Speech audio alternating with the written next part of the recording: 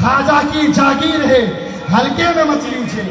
ये भारत ख्वाजा की जागीर है, हल्के में मत लीजिए। और रज़ा का लाडला कहते हैं जिनको मुफ्ती आज़म, रज़ा का लाडला कहते हैं जिनको मुफ्ती आज़म। मेरे वो गौस की तस्वीर है, हल्के में मत लीजिए। मेरे वो गौस की तस्वीर है, हल्के में मत लीजिए। और खुदाए पाक ने है हुस्ने काबा का शरफ बख्शा, खुदाए पाक ने है उसने काबा का शरफ बख्शा। मेरे अख्तर रज़ा का पीर है, हल्के में मत लीजिए। मेरे अख्तर रज़ा का पीर है, हल्के में मत लीजिए। मेरे आका सल्लल्लाहु ताला अलैहि वसल्लम के प्यारे दीवानों, आइए हजरात, जिस ज़ात का हम बेसब्री से इंतज़ार कर रहे थे वो ज़ात अब हमारे दरमियान मौजूद है। अल्हम्दुलिल्लाह, जिनको देखने के लिए हज़ारों आंखें तरसती है, जिनके खिताब को सुनने के लिए लाखों कान तरसते हैं, जिनके मकाम को अगर कुरान बयान करे तो यूं कहे कुल ला अस्अलुकुम अलैहि अजरन इल्ला अल मवद्दत फिल कुर्बा। जिनकी असमत को मुस्तफ़ा शान रहमत सल्लल्लाहु ताला अलैहि वसल्लम की हदीस की नज़र से देखे तो हदीस पाक में आया है, मेरे आका करीम सल्लल्लाहु अलैहि वसल्लम ने फरमाया है, मम्मात अला हुब्बी आले मोहम्मद माता शहीदा। जो आले रसूल की मोहब्बत में मर गया, अल्लाह उसे शहीदों का दर्जा अता फरमाता। और हुजूर सल्लल्लाहु अलैहि वसल्लम ने फरमाया कि जो मेरे अहले बैत से मोहब्बत करेगा, नबी के घर वालों से मोहब्बत करेगा, कल मैदान महशर में नफसी नफसी का आलम होगा, सूरज सवा नेज़े पर होगा, आदमी आमाल के मुताबिक पसीने में डूबा हुआ होगा, लोग जनाबे वाला इधर उधर तलाश कर रहे होंगे। मुअज़्ज़ज़ सामईन किराम, रब्बे कायनात फरमाता है, यौम यफ़िर्रुल मर'उ मिन अख़ीही व उम्मिही व अबीही व साहिबतिही व बनीही। जिस दिन आदमी अपने भाई का होगा, अपने माँ से भागेगा, अपने बाप से भागेगा, उस वक्त मुस्तफ़ा जान रहमत सल्लल्लाहु अलैहि वसल्लम के प्यारे दीवानों को कोई पहचानने के लिए तैयार ना होगा। मगर शायर कहता है, पूछेंगे सभी हश्र में सरकार कहाँ है, पूछेंगे सभी हश्र में सरकार कहाँ है। सरकार पुकारेंगे गुनहगार कहाँ है, सरकार पुकारेंगे गुनहगार कहाँ है। और परवाने बख्शिश लिए ढूंढेंगे फरिश्ते, औलाद मोहम्मद के वफादार कहाँ है, औलाद मोहम्मद के वफादार कहाँ है। आज दुनिया अगर किसी MP MLA से मुलाकात करती है, अपना सर फख्र से ऊंचा करती है, लेकिन जब आले रसूल के गुलाम ने अपना कलम चलाया है तो यूँ फरमाया है कि खुशबू वाले हैं फूल वाले हैं, बोलो सुभान अल्लाह। खुशबू वाले हैं फूल वाले हैं, सुन्नतों के उसूल वाले हैं, खुशबू वाले हैं फूल वाले हैं, सुन्नतों के उसूल वाले हैं। और ताजे शाही तुम्हें मुबारक हो, ताजे शाही तुम्हें मुबारक हो, हम तो आले रसूल वाले हैं। ताजे शाही तुम्हें मुबारक हो, हम तो आले रसूल वाले हैं। और खुशबू बता रही है जन्नत के फूल है, बोलो सुभान अल्लाह। खुशबू बता रही है जन्नत के फूल है। चेहरा तो देखो, चेहरा बता रहा है आले रसूल है, चेहरा बता रहा है आले रसूल है। और बरेली के इमाम ने कहा था कि तेरी नस्ल पाक में है बच्चा बच्चा नूर का, तेरी नस्ल पाक में है बच्चा बच्चा नूर का। और तू है ऐने नूर तेरा सब घराना नूर का, तू है ऐने नूर तेरा सब घराना नूर का। आइए हजरात, मैं बड़े ही अदब और एहतराम के साथ हजरत की बारगाह में गुजारिश करूँगा कि हजरत अपने नूरानी इरफानी बयानात से तमाम सामईन को मुस्तफ़िज़ फरमाए। और जो हजरात इधर पीछे बैठे हैं, जो हजरात यहाँ बैठे हैं, उनसे गुजारिश है कि वो यहाँ तशरीफ़ ले आए, पीछे जगह खाली है। जो हजरात इधर बैठे हुए हैं वो पीछे तशरीफ़ ले आए। हजरात गिरामी, हमें बात बड़े ही अदब एहतराम से हजरत की बारगाह में अर्ज़ करूँगा कि हजरत अपने नूरानी इरफानी बयानात से हमारे ईमान को, हमारे दिलों को ईमान से मुनव्वर फरमाए और हमारे तमाम सामईन को मुस्तफ़िज़ फरमाए। हजरत का इस्तकबाल नारों की गूंज में कर लिया जाए, इसलिए कि कुफ्र की धरती हिलेगी नारे तकबीर से, कुफ्र की धरती हिलेगी नारे तकबीर से, और शिर्क की खेती चलेगी नारे तकबीर से। बुलंद आवाज से नारा लगाए, नारे तकबीर, नारे तकबीर, नारे रिसालत, नारे रिसालत। शहजादाए मखदूम सिमना, नारे तकबीर, नारे रिसालत।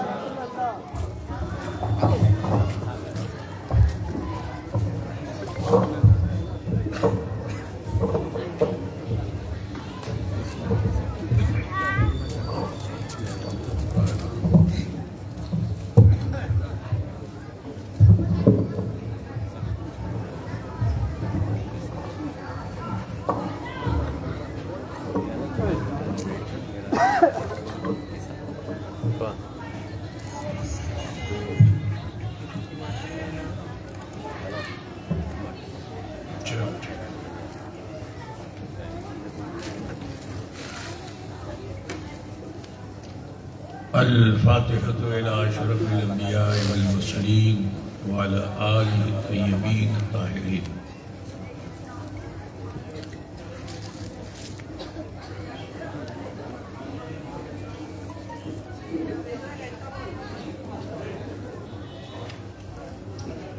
سرورا شاہ کریمہ دستگیرہ اشرفا حرمت روح پیمبر یک نظر کن سوئے ماں لی خمسۃ نطفی بہا حر الوباء الحاتمہ المصطفیٰ والمرتضی وابناہما والفاطمہ وصلی اللہ تعالی علی خیر خلقہ ونور عرشہ محمد وآلہ واصحابہ اجمعین برحمتک یا ارحم الراحمین بحق لا الہ الا اللہ.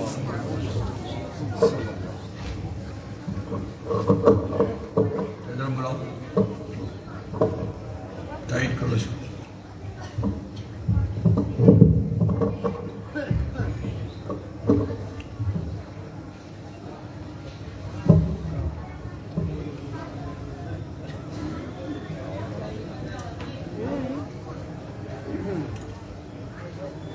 الحمد لله نحمده ونستعينه ونستغفره ونؤمن به ونتوكل عليه ونعوذ بالله من شرور أنفسنا ومن سيئات أعمالنا من يهده الله فلا مضل له ومن يضلله فلا هادي له ونشهد أن لا إله إلا الله وحده لا شريك له ونشهد أن سيدنا وطبيب قلوبنا وشفاء صدورنا وغياثنا ومغيثنا وغوثنا ومعيننا وقدونا وفريدنا ونظامنا وسراجنا وعلاءنا وأشرفنا ونور عيننا محمدا الذي كان عليا في درجاته فاطما في تطهيراته حسنا في صفاته شهيدا في تجلياته زين العابدين بعباداته باقرا في العلم الأولين والآخرين بمعلوماته صادقا في أقواله كاظما في جميع أحواله متمكنا في مقام الرضا جوادا كفه عند العطاء هاديا إلى سبيل النجاة عسكريا مع الغزاة مهدين على طريق اليقين غياث المستغيثين صلوات الله تعالى عليه وعليهم أجمعين. أما بعد فأعوذ بالله من الشيطان الرجيم بسم الله الرحمن الرحيم. قل إن كنتم تحبون الله فاتبعوني يحببكم الله ويغفر لكم ذنوبكم والله غفور رحيم. صدق الله مولانا العظيم وبلغنا رسوله النبي الأمي الكريم ونحن على ذلك لمن الشاهدين والشاكرين والحمد لله رب العالمين.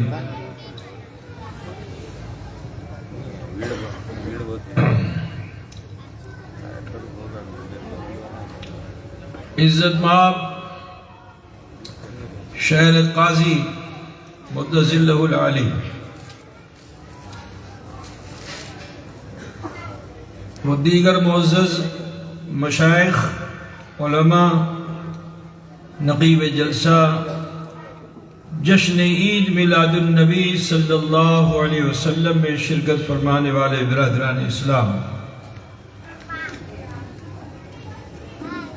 سماعت فرمانے والی خواتین اسلام، عزیز بچوں، نوجوان ساتھیوں، عقیدت و خلوص کے ساتھ آئیے ہم اور آپ مل کر اپنے آقا و مولا سید عالم نور مجسم جناب محمد رسول اللہ صلی اللہ تعالی علیہ وآلہ وسلم کی بارگاہ بے کس پناہ میں جھوم کر ہدیے درود پاک پیش فرمانے. اللہم صلی علی سیدنا مولانا محمد وعلی آل سیدنا مولانا محمد وبارک وسلم. صلاة و سلاما علیک یا رسول اللہ، صلاة و سلاما علیک یا حبیب اللہ. آج آپ کی اس آبادی شہر میں آ کر بےحد مسرت ہو رہی ہے کہ عاشقان مصطفیٰ صلی اللہ علیہ وسلم نے مل کر جشن عید میلاد النبی صلی اللہ علیہ وسلم کو منانے کے لیے اس جلسے کا انعقاد کیا. اللہ تبارک و تعالی ہم سب کو اور ہماری نسلوں کو عاشقان رسول و عاشقان آل رسول میں شامل فرمائے.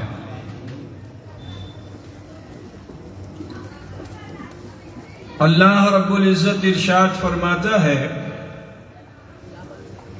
قُلْ إِن كُنتُمْ تُحِبُّونَ اللَّهَ فَاتَّبِعُونِي يُحْبِبْكُمُ اللَّهُ وَيَغْفِرْ لَكُمْ ذُنُوبَكُمْ وَاللَّهُ غَفُورٌ رَحِيمٌ. اے محبوب آپ ارشاد فرما دیجئے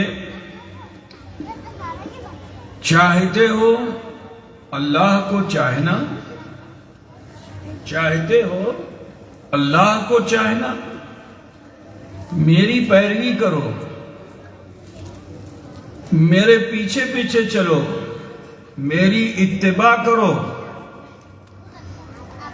تو صرف تم چاہنے والوں میں شامل نہیں ہوگے بلکہ خدا فرما رہا ہے اللہ تمہیں کو چاہ لے گا. فَاتَّبِعُونِي يُحْبِبْكُمُ اللَّهُ، تو میری اتباع کرو اللہ تمہیں چاہ لے گا. اب درجہ محب پہ نہیں، اللہ تمہیں محبوب بنا لے گا. اور پھر اس چاہت کا صلہ کیا ہے؟ حضور کی پیروی کا صلہ کیا ہے؟ حضور کی محبت کا دم بھرنے کا صلہ کیا ہے؟ رب تعالیٰ اسی آیت کریمہ میں ارشاد فرماتا ہے وَيَغْفِرْ لَكُمْ ذُنُوبَكُمْ، کہ جب تم عاشق رسول ہو گئے ہو تو اب رب فرما رہا ہے وَيَغْفِرْ لَكُمْ ذُنُوبَكُمْ، اور اپنے گناہوں کی مغفرت طلب کرو. اللہ غفور و رحیم ہے. معلوم کیا ہوا کہ کوئی انسان پوری زندگی سجدے میں رہے اور اتباع رسول نہ کر سکے، محبت رسول کا دم نہ بھرے، تو اس کی دعا کو اللہ تعالیٰ قبول نہیں فرماتا ہے. کیونکہ دعا کے لیے صاحب دعا کا ہونا ضروری ہے. جب تک صاحب دعا نہ کرے گا اس وقت تک مقبول بارگاہ آپ کی دعا ہو نہیں سکتی. اس آیت کریمہ سے یہی ثابت ہے. آپ زندگی بھر ڈائریکٹ اللہ سے طلب کرتے رہو اللہ دے دے، اللہ دے دے، اللہ دے دے، اللہ نہیں دے گا، کیونکہ اللہ نے ایک اصول بنایا ہے. اللہ نے ہر چیز کو اصول کے ساتھ رکھا ہے. مثال کے طور پر سورج اگے گا تو وہ صبح کو ہی اگے گا، ڈوبنا ہوگا تو شام میں ہی ڈوبے گا. دنیا کا ہر نظام اللہ تعالیٰ نے سسٹم پہ رکھا ہے، اور اگر انسان سسٹم سے ہٹ کر کے کوئی کام کرے تو وہ رب کی بارگاہ میں مقبول نہیں ہے. آؤ دیکھو، میں آپ کو بتانا چاہتا ہوں کہ ہم سے پہلے اس دنیا میں اجنہ رہا کرتے تھے، اور جو جنوں کا سردار تھا جسے عزازیل کہتے ہیں، ابلیس کہتے ہیں، شیطان کہتے ہیں، یہ پہلے بڑا عابد تھا اور ایسی عبادت کرتا تھا یہ کہ اس نے زمین کے کسی حصے کو چھوڑا ہی نہیں. چپے چپے پہ اس انسان نے عبادت کی۔ ہاں یہ ضرور ہے کہ اگر آپ عبادت کرتے ہیں تو اللہ تعالیٰ آپ کو بلندی دے گا، لیکن ضروری نہیں کہ اس بلندی پہ آپ کو مقام مل جائے۔ اللہ تعالیٰ نے اس ابلیس کو، جنوں کے سردار کو اللہ تعالیٰ نے اس کی عبادت کی بنیاد پر بلندی عطا فرمائی، اور یہ زمین سے اٹھا کے رب تعالیٰ نے اسے آسمانوں میں پہنچا دیا، فرشتوں کا معلم بنا دیا۔ یہاں میں ایک بات عرض کرنا چاہتا ہوں کہ جب انسان کا پرموشن ہوتا ہے تو وہ اپنے پیچھے کے لوگوں کو چھوڑ کر آگے بڑھ جاتا ہے۔ پرموشن ہوتا ہے، مثال کے طور پر کوئی آدمی کلرک ہے، اسے ہیڈ کلرک بنا دیا جائے گا، اسے اور اوپر کا کوئی عہدہ دے دیا جائے تو وہ خوشی خوشی چلا جائے گا۔ ابلیس کو بھی جب یہ موقع ملا تو جنوں کی سرداری کو چھوڑ کر فرشتوں کا معلم بن گیا، اور ان فرشتوں کو تعلیم دینے لگا کہ جو فرشتے اللہ کے حکم سے روگردانی نہیں کرتے، وہی کام کرتے ہیں جس کو اللہ نے کرنے کا حکم دیا ہے۔ لیکن ان فرشتوں کا وہ معلم ہوا، اب جب وہاں پہنچا تو سبق دینے لگا کہ اگر اللہ کے حکم کی روگردانی کی تو یہ لعنت کا توق گردن میں ڈال دیا جائے گا، مردود کر دیا جائے گا۔ ذرا خیال کیجئے، اس سبق کو دیتے دیتے اس میں تکبر پیدا ہو گیا، سریا کی بلند کرنا شروع کر دیا کہ میں ان قدسی ملائک کا معلم ہوں۔ عزیزو، اسی درمیان اللہ تبارک و تعالی نے فرشتوں کے درمیان یہ ارشاد فرمایا کہ انی جائل فی الارض خلیفہ، میں زمین پر اپنا نائب بنانے جا رہا ہوں۔ توجہ تھوڑا ادھر رکھیے، ہوا ہو یا نہ ہو، ورنہ سو ہوا ہو جائے گا، ہے نا؟ تو ابھی ہوا کی طرف دھیان مت دیجیے، ہوا کی طرف دھیان دیجیے، ٹھیک ہے؟ تو کیا ہوا اور کیا ہو رہا ہے اس پر دھیان دیجیے، اور ہوا پہ دھیان مت دیجیے، ورنہ ساری بات ہوا ہو جائے گی اور پھر کچھ سمجھ میں آئے گا نہیں۔ ایک مرتبہ ذرا جذبہ خلوص کے ساتھ ہدیہ درود پیش فرما لیں۔ اللہم صلی علی سیدنا مولانا محمد بارک وسلم، صلاۃ و سلام علیک یا رسول اللہ۔ تو رب تعالی نے ارشاد فرمایا کہ انی جائل فی الارض خلیفہ، میں زمین پر اپنا نائب بنانے جا رہا ہوں۔ وہ فرشتے کہ جو اللہ کے حکم کی روگردانی نہیں کرتے، لیکن چند صحبت عزازیل کی ملی تو صحبت کا اثر ہوتا ہے، صحبت جس کی صحبت میں آپ ہوگے اس کا اثر ہوگا۔ وہ فرشتے جو قدسی ملائک ہیں، اللہ کے حکم سے ہی قیام، رکوع، سجود، تسبیح کرتے ہیں، لیکن جب رب نے فرمایا انی جائل فی الارض خلیفہ، میں زمین پر اپنا نائب بنانے جا رہا ہوں، تو ان فرشتوں سے اللہ نے ان فرشتوں نے اللہ سے کلام کر دیا۔ کیا کلام کیا؟ اتجلو، اے اللہ تو ایسا کیوں کرے گا؟ فیہا من یفسد ویسفک الدماء، کچھ ایسے ایسے جملے بول کر گستاخیاں لوگ کرتے ہیں جس سے ان کا ایمان چلا جاتا ہے۔ مثال کے طور پر کہتے ہیں نبی کو غیب نہیں ہے، اللہ ہی کو غیب ہے، کسی اور کو غیب نہیں، تو اللہ کی قدرت کا وہ منکر ہو گیا۔ اللہ تعالیٰ جسے چاہے اسے غیب عطا فرما دے۔ آپ مجھے بتائیے کہ جس وقت اللہ تعالیٰ نے فرمایا تھا انی جائل فی الارض خلیفہ، تو خلافت کے لیے وجود کا ہونا ضروری ہے۔ مثال کے طور پر حنیف میاں صاحب ہیں، تو اب حنیف میاں صاحب اگر کسی کو خلافت دینا چاہیں گے تو اس کے وجود کی ضرورت ہے کہ نہیں؟ اب یہ کہیں کہ نہیں میں اپنے پوتے کو خلافت دوں گا، پوتا پیدا نہیں ہوا، تو ابھی پوتے کا وجود نہیں ہوا اور یہ کہ میں اپنے پوتے کو خلافت دوں گا. تو حبیب میاں کے تعلق سے بہت سے سوال اٹھ کھڑے ہوں گے کہ وجود ہے نہیں اور خلافت کا ذکر کرتے ہیں. خلافت اسی کو دی جائے گی, ذمہ داری اسی کو دی جائے گی جو موجود ہو. جلسہ کمیٹی میں کسی انجانے انسان کو تو ذمہ داری نہیں دی جائے گی نا, جو اللہ کے غضب سے محفوظ رہتا اگر خاموش رہتا, کیونکہ یہ مستثنا ہے, یہ الگ ہے. اللہ نے فرشتوں کو حکم دیا تھا سجدہ کرنے کے لیے, یہ چپ چاپ اگر کھڑا بھی رہتا تو بچ جاتا.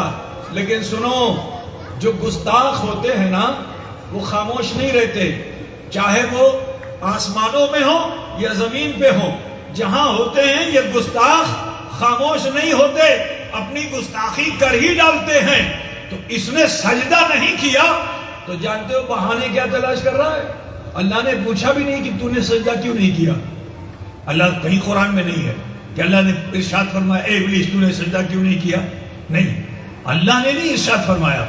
لیکن اس ابلیس نے بہانے بنانے شروع کر دیے. کیا بہانہ بنایا؟ بہانہ یہ بنایا, اے اللہ مجھے تو نے آگ سے پیدا کیا ہے, خلقتنی من نار, اے اللہ تو نے تو مجھے آگ سے پیدا کیا ہے. اور یہ آدم جو ہے تو مٹی کے ہیں, ان کی خاصیت پست ہے, میری بلند ہے, میری خاصیت بلند ہے, ان کی خاصیت پست ہے, میں کیسے ان کو سجدہ کروں. تو رب نے کیا فرمایا, ابا واستکبر وکان من الکافرین, اس نے انکار کیا, اس نے انکار کیا اور وہ کافروں میں سے تھا. اب سنو, انسان کیا ہر مخلوق کے وجود سے پہلے ہی اللہ نے تقدیر بنا دی ہے. یہ کیا کرے گا اس تقدیر میں محفوظ ہے. آپ کیا کرنے والے ہو محفوظ ہے, پہلے تقدیر ہے پھر انسان ہے. بات سمجھ رہے ہیں نا.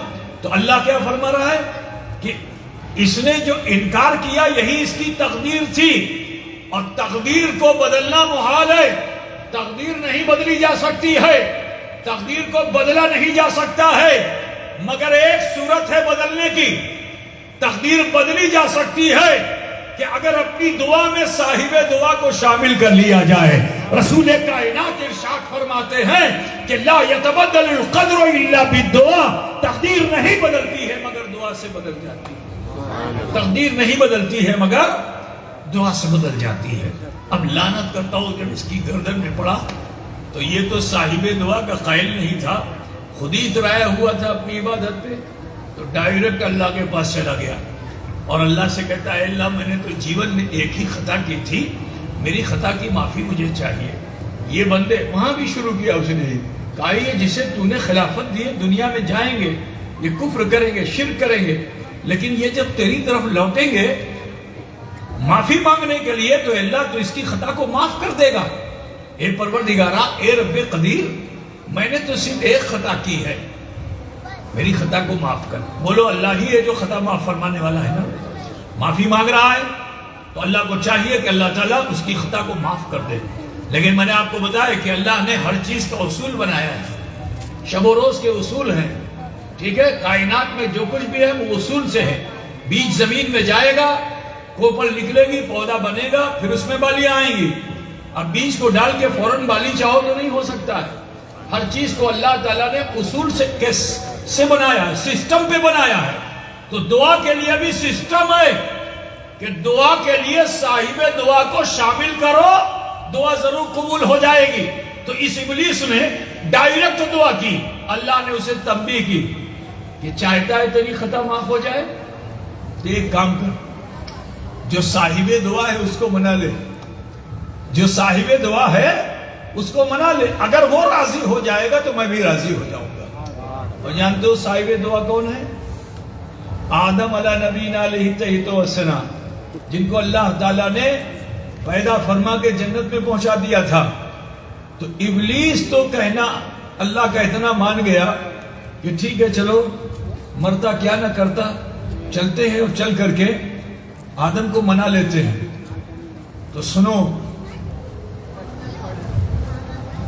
حسد ایک ایسی چیز ہے جو بڑی سے بڑی نیکی کو کھا جاتی ہے. ارادہ کیا تھا جاؤں گا مناؤں گا, جنت کے دروازے تک اس کا ارادہ نیک تھا, لیکن جب دروازے جنت کو دیکھا تو حسد پیدا ہو گئی. کہا میں نے ہزاروں سال سجدے کیے, اللہ نے مجھے ایک گھر بھی نہیں دیا, ایک جھوپڑی بھی نہیں دی, اور آدم نے ایک سجدہ بھی نہیں کیا, اتنا بڑا گھر دے دیا. اسی کا نام تو حسد ہے نا, اسی کا نام حسد ہے. تو کہا اتنا بڑا گھر دے دیا, رہنے نہیں دوں گا. کہا اس میں رہنے نہیں دوں گا. برادران ملت اسلامیہ, خیال کیجئے کہ اگر صاحب دعا کو راضی کر لیتا تو راندے درگاہ نہیں ہوتا, مردود نہیں ہوتا. لیکن اس کے حسد نے اس کی یہ نیک قدم جو تھے اس کو بھی زائل کر دیے, ختم کر دیے, ہمیشہ ہمیش کے لیے مردود ہو گیا. تو پتہ کیا چلا کہ دعا کے لیے صاحب دعا کا ہونا ضروری ہے.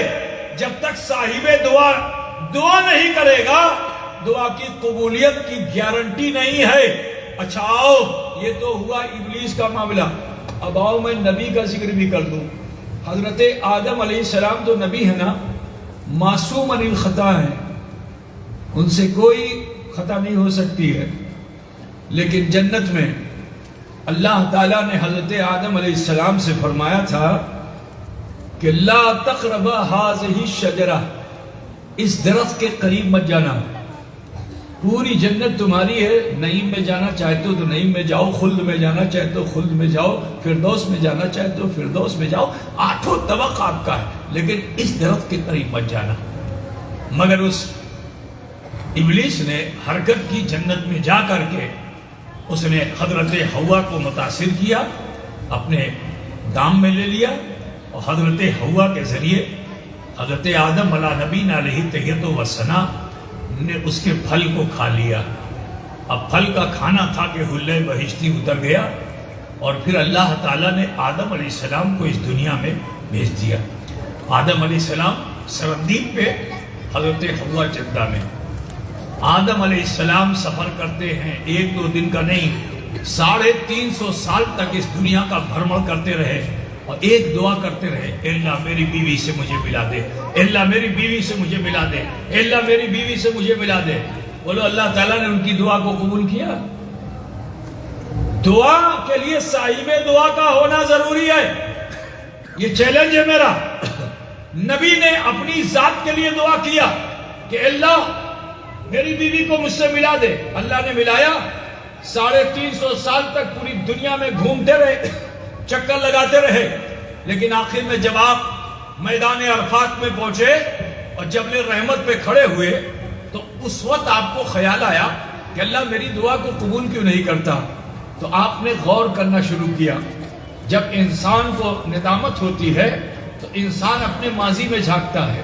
حضرت آدم نے بھی کچھ ایسا ہی کیا کہ اپنے ماضی میں جھانکنا شروع کیا.